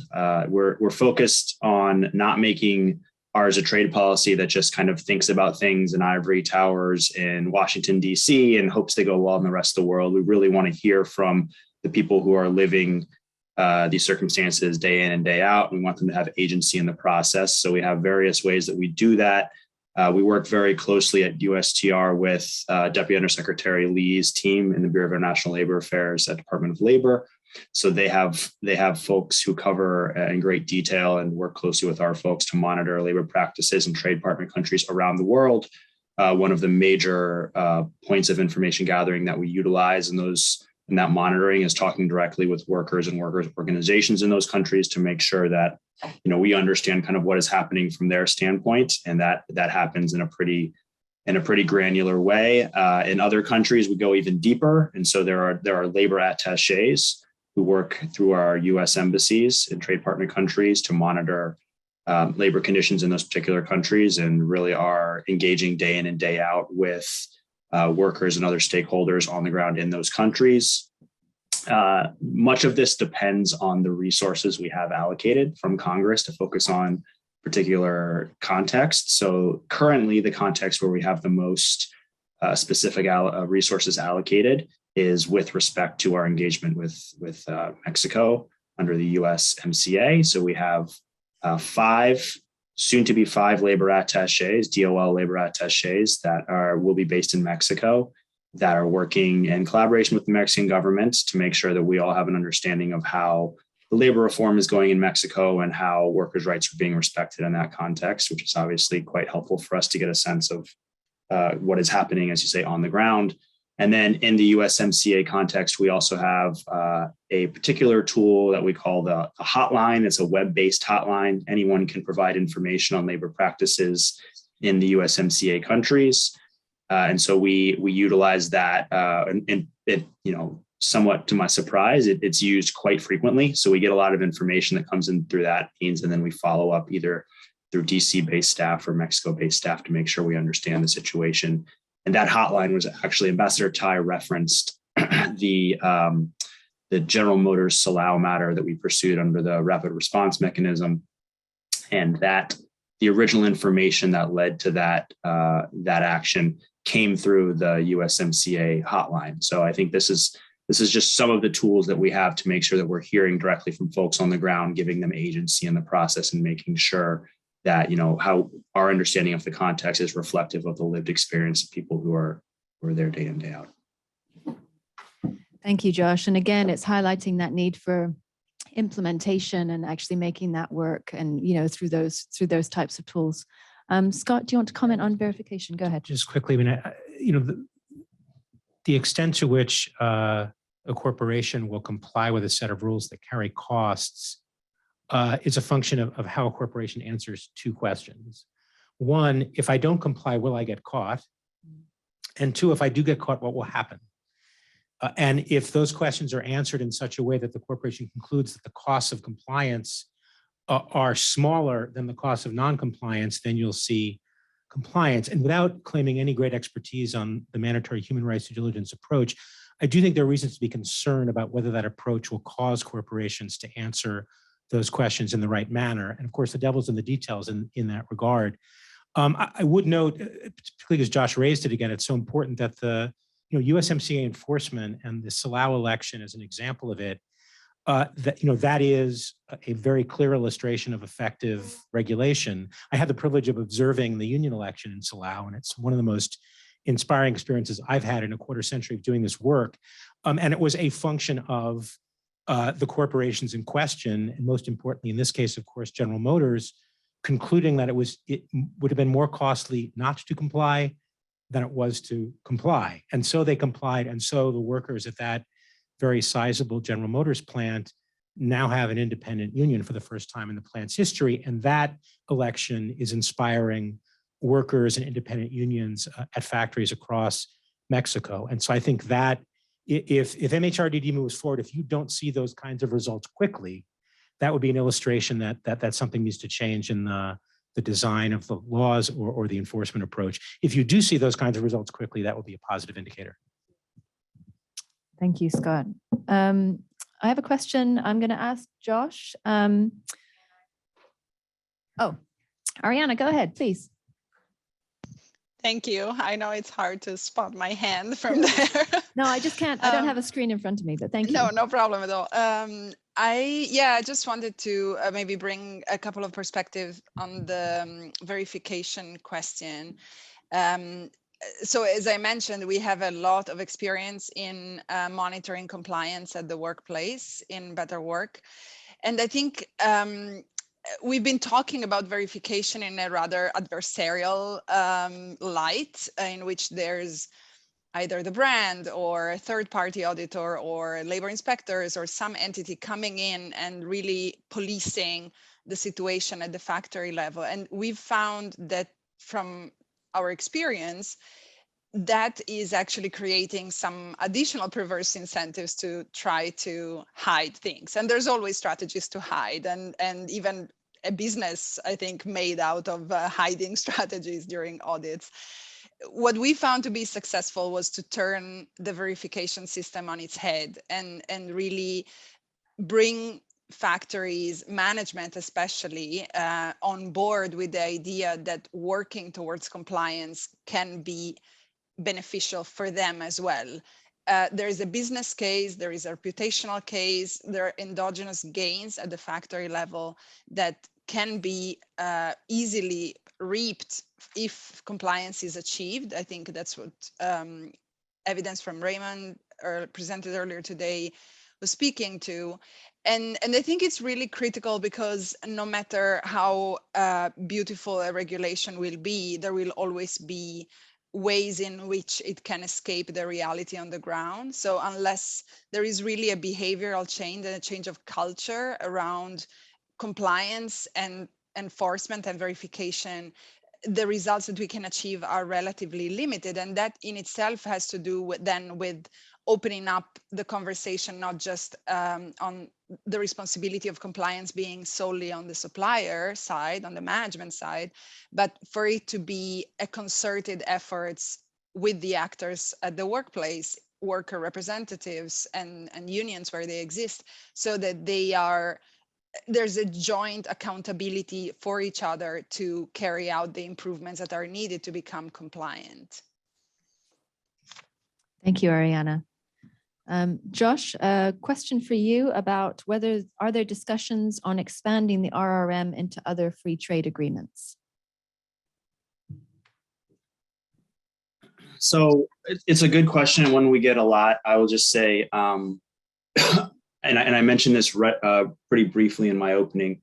I think the RRM is really effective in a particular context, and that, I think it is tailored to that context. But I think the lessons that we learned from the RRM, which at least to me, revolve around the ability to identify kind of economic leverage points and utilize them to advance labor rights issues, to focus on individual facilities and the ability of corporate actors to achieve positive labor results when so incentivized, kind of in line with what Scott was saying.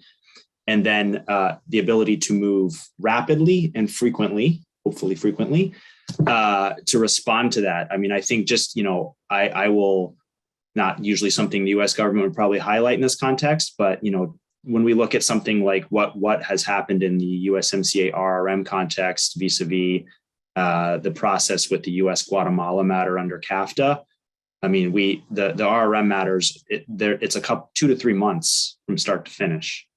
And Guatemala was 8 years. So I think really to make systemic, meaningful progress and to work with, in this case, a Mexican government that has a similar vision for promoting labor rights and is very cooperative with us and willing partners with us in this space, we need to be able to move quickly and rapidly and bring a lot of these.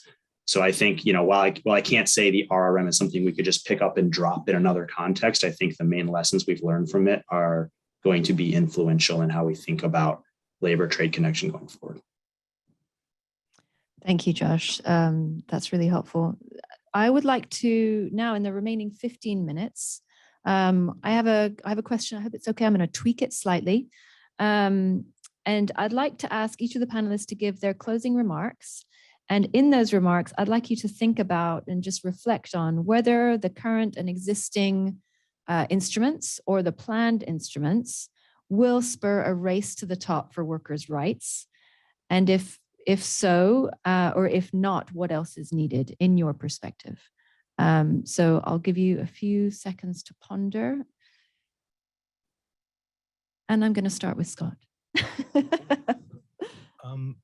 I have to say, we've seen no evidence of an imminent race to the top in the global labor rights context. And I think, I want to disagree with Ariana about the relative value of policing, because our organization does investigations at the factory level, and then we engage with employers and brands and of course worker representatives around the resolution of conflicts and the remediation of labor rights abuses. So we've had lots of arguments with factories about why they should do X, Y, or Z, even though X, Y, or Z costs money.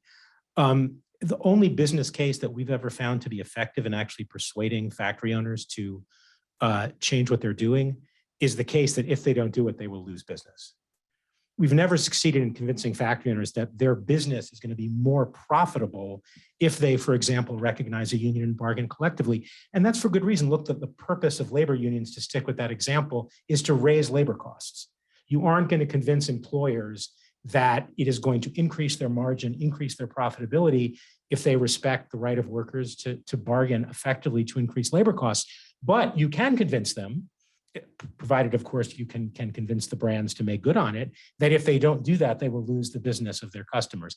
But that requires effective policing. And look, the fact that employers respond to effective policing by trying to cheat, that's good news. That shows that it's working. That shows that the pressure is there. We view that as a positive. Of course, then you have to figure out how do you get around the cheating, but that's how regulation works. You figure that out.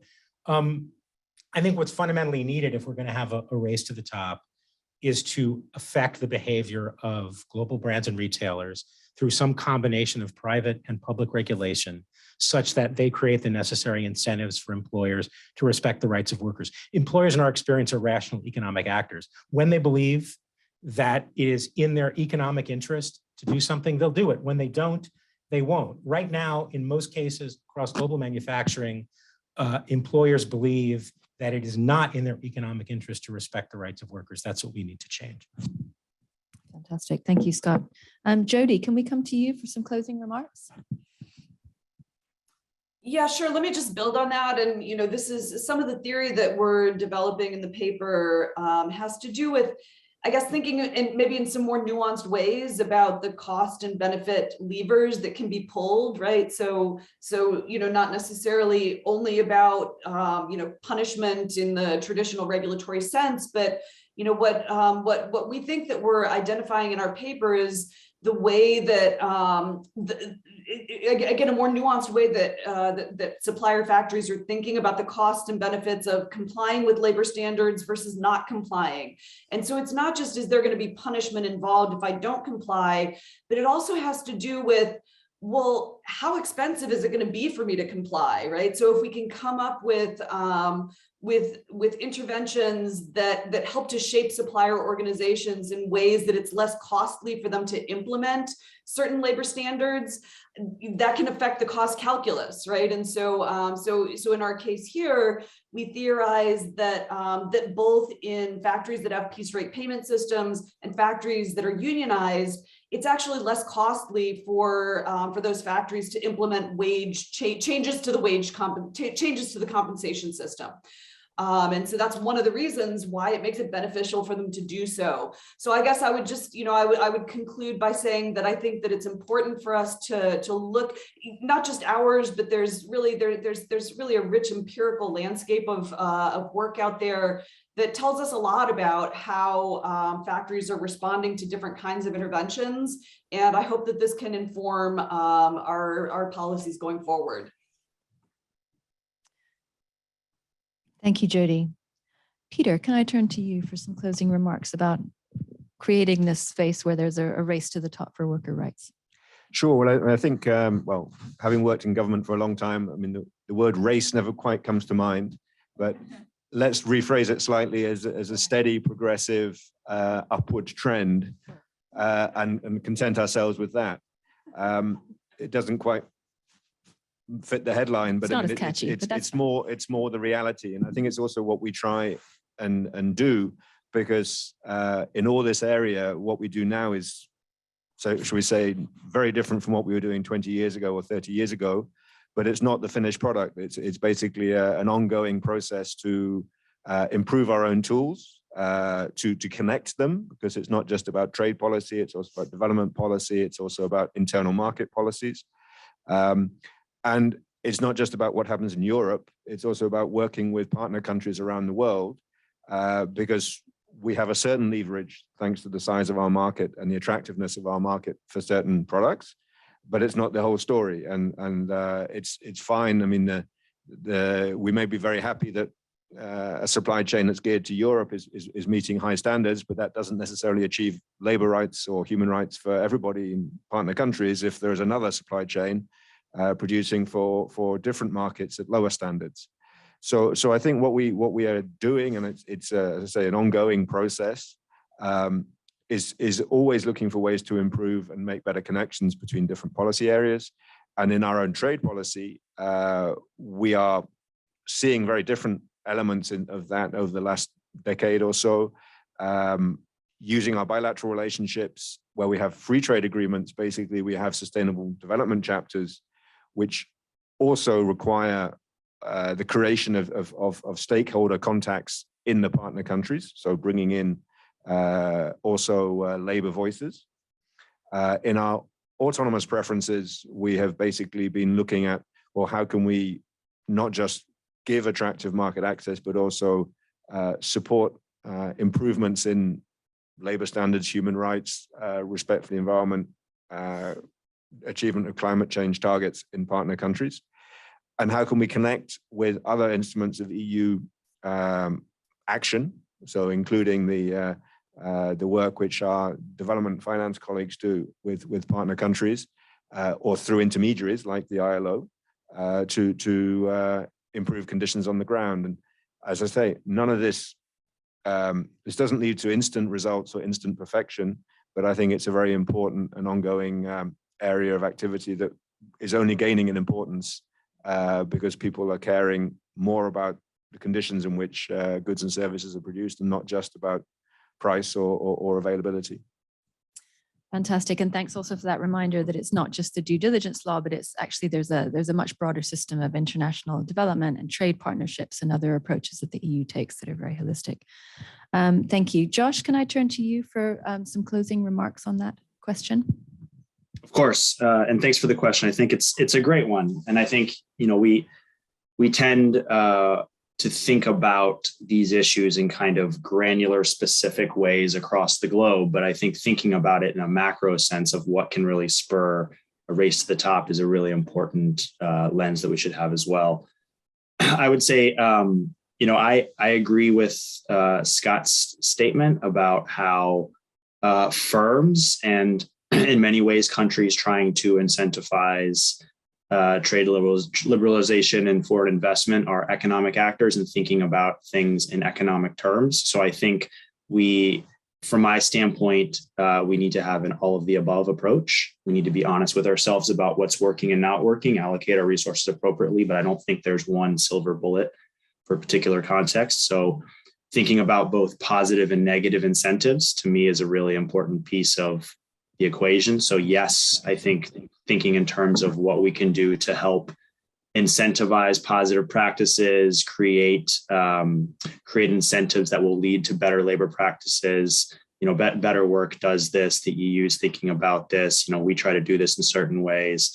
But I think it's also important to have regulatory space and to have negative incentives from an enforcement standpoint for creating disincentives for firms to violate labor rights, and for countries to kind of look the other way and allow that to happen in the name of trying to spur investment and trade. So I think all of the above is the right approach. And I think an important piece of this is also multilateral work, where countries working with other countries in multilateral spaces and bilateral spaces. I mentioned really briefly in my opening the forced labor import prohibition. Others have touched on it and kind of the resurgence of it in about 2015.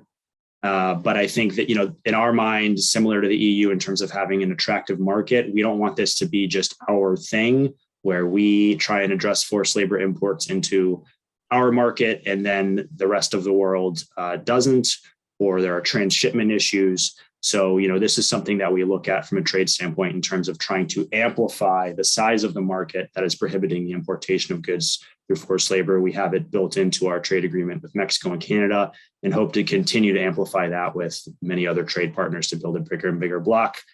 And then I think working through multilateral institutions, at USTR, a big one for us is the WTO.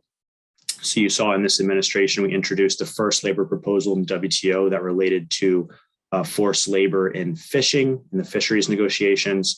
And I think finding ways to work with other trade partners and amplify what we're doing in bigger senses. So it's not just the US or the EU or a particular country acting alone, but working with our trading partners in a more multilateral, broader way is really an important way of incentivizing that race to the top and making sure that we as a global trading system are working together to try and improve the rights of workers. Thank you, Josh. Thanks for highlighting the need for that systematic approach rather than just one country at a time. So thank you for all you're doing. And Ariana, you have the last word. Yes, thank you. I'm aware I have to be brief and let you all go after this very long, but a very interesting and stimulating afternoon.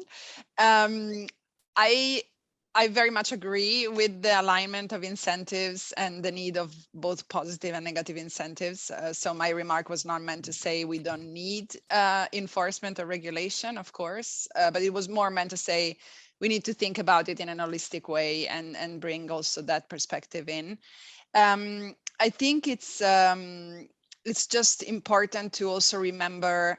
I don't think this has come up a lot in our conversation, but I just want to mention it in terms of when we talk about worker voice and representation, thinking about the more vulnerable workers that sometimes are, having more barriers to have their voice heard, and especially in the global garment industry, women workers, migrant workers often have additional barriers and there are additional challenges in being part of a dialogue process and in being part of finding solutions and remediation at the workplace. So I think it's very important to be very mindful when these systems are being designed at the workplace, that they have to be as diverse and inclusive as possible for them to actually generate change that is meaningful for all workers. I think the last point I was going to make is in a way echoing what Scott was saying, and has to do with just a rethinking of the incentives throughout the supply chain, and not just necessarily at the supplier level.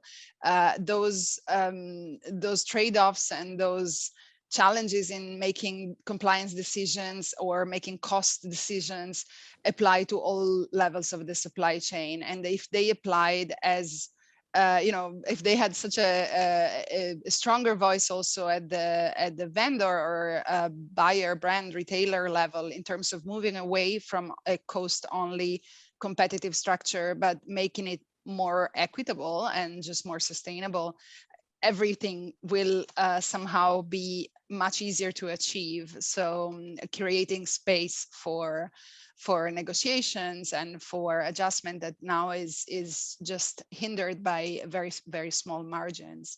So I know there's a lot of rethink after, as we are somehow exiting the height of the pandemic and all the supply chain impacts that we've seen. There is an opportunity to rethink the way that the usual way of doing business in supply chains has always been defined, and towards a more sustainable setting. Thank you, Ariana, and thank you for just challenging us to rethink that, and also bearing in mind the needs of the most vulnerable workers in the supply chain. Please join me in thanking our panelists for this excellent discussion, and thank you all for joining and participating.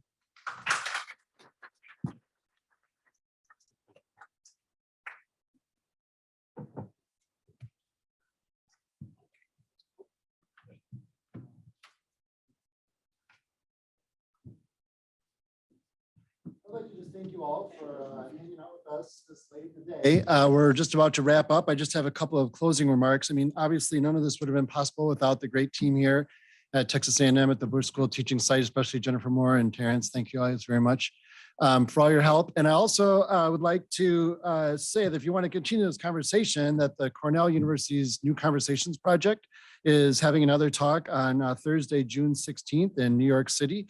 New rules and new research, and Thea Lee will be speaking there as well. So you might want to check that out on their website. And I also just wanted to thank all of you for your engagement and seeing you. I mean, seeing so many of my friends here again today was really great. It was worth definitely the trip in, and I hope we can do this more often.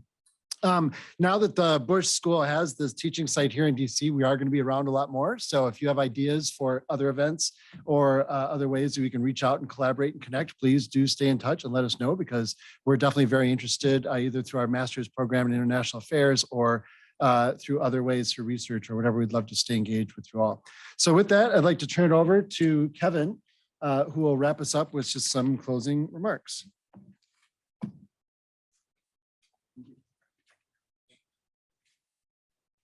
Hi, everybody. I guess you don't need any more speeches, but thank you so much for being here. Our first hybrid event. So thanks very much. I think hybrid events are going to be with us for such a long time. Really an interesting discussion. I really invite you to contact us, those who know us. Let's reconnect. We've got a great rooftop, so let's have some social events as well too. But really, let's get down to work and let's do some really amazing things. A special thanks to all our speakers, Kelly, Gail, Fabiola, Josh, Peter, Scott, Jody, Ariana, to the moderators, Gabriella and Anna, to our special guests, Ambassador Catherine Tai and Deputy Undersecretary Thea Lee, to our virtual guests out there, and to all those persons here in the room, thanks very much. A special thanks to Brendan and Eddie on the Bush team, the tech team, for making this all happen, to Raymond and Jennifer Moore for your partnership, to my colleagues, Sarah Morgan, Andrea Cuba Sanchez, who are part of the ILO's team in Silao, Mexico, so a very important part of this whole process, and to Tessa Bluchel, who is, I think, sitting in the back as well too. So thank you very much. The meeting is officially over. Thank you.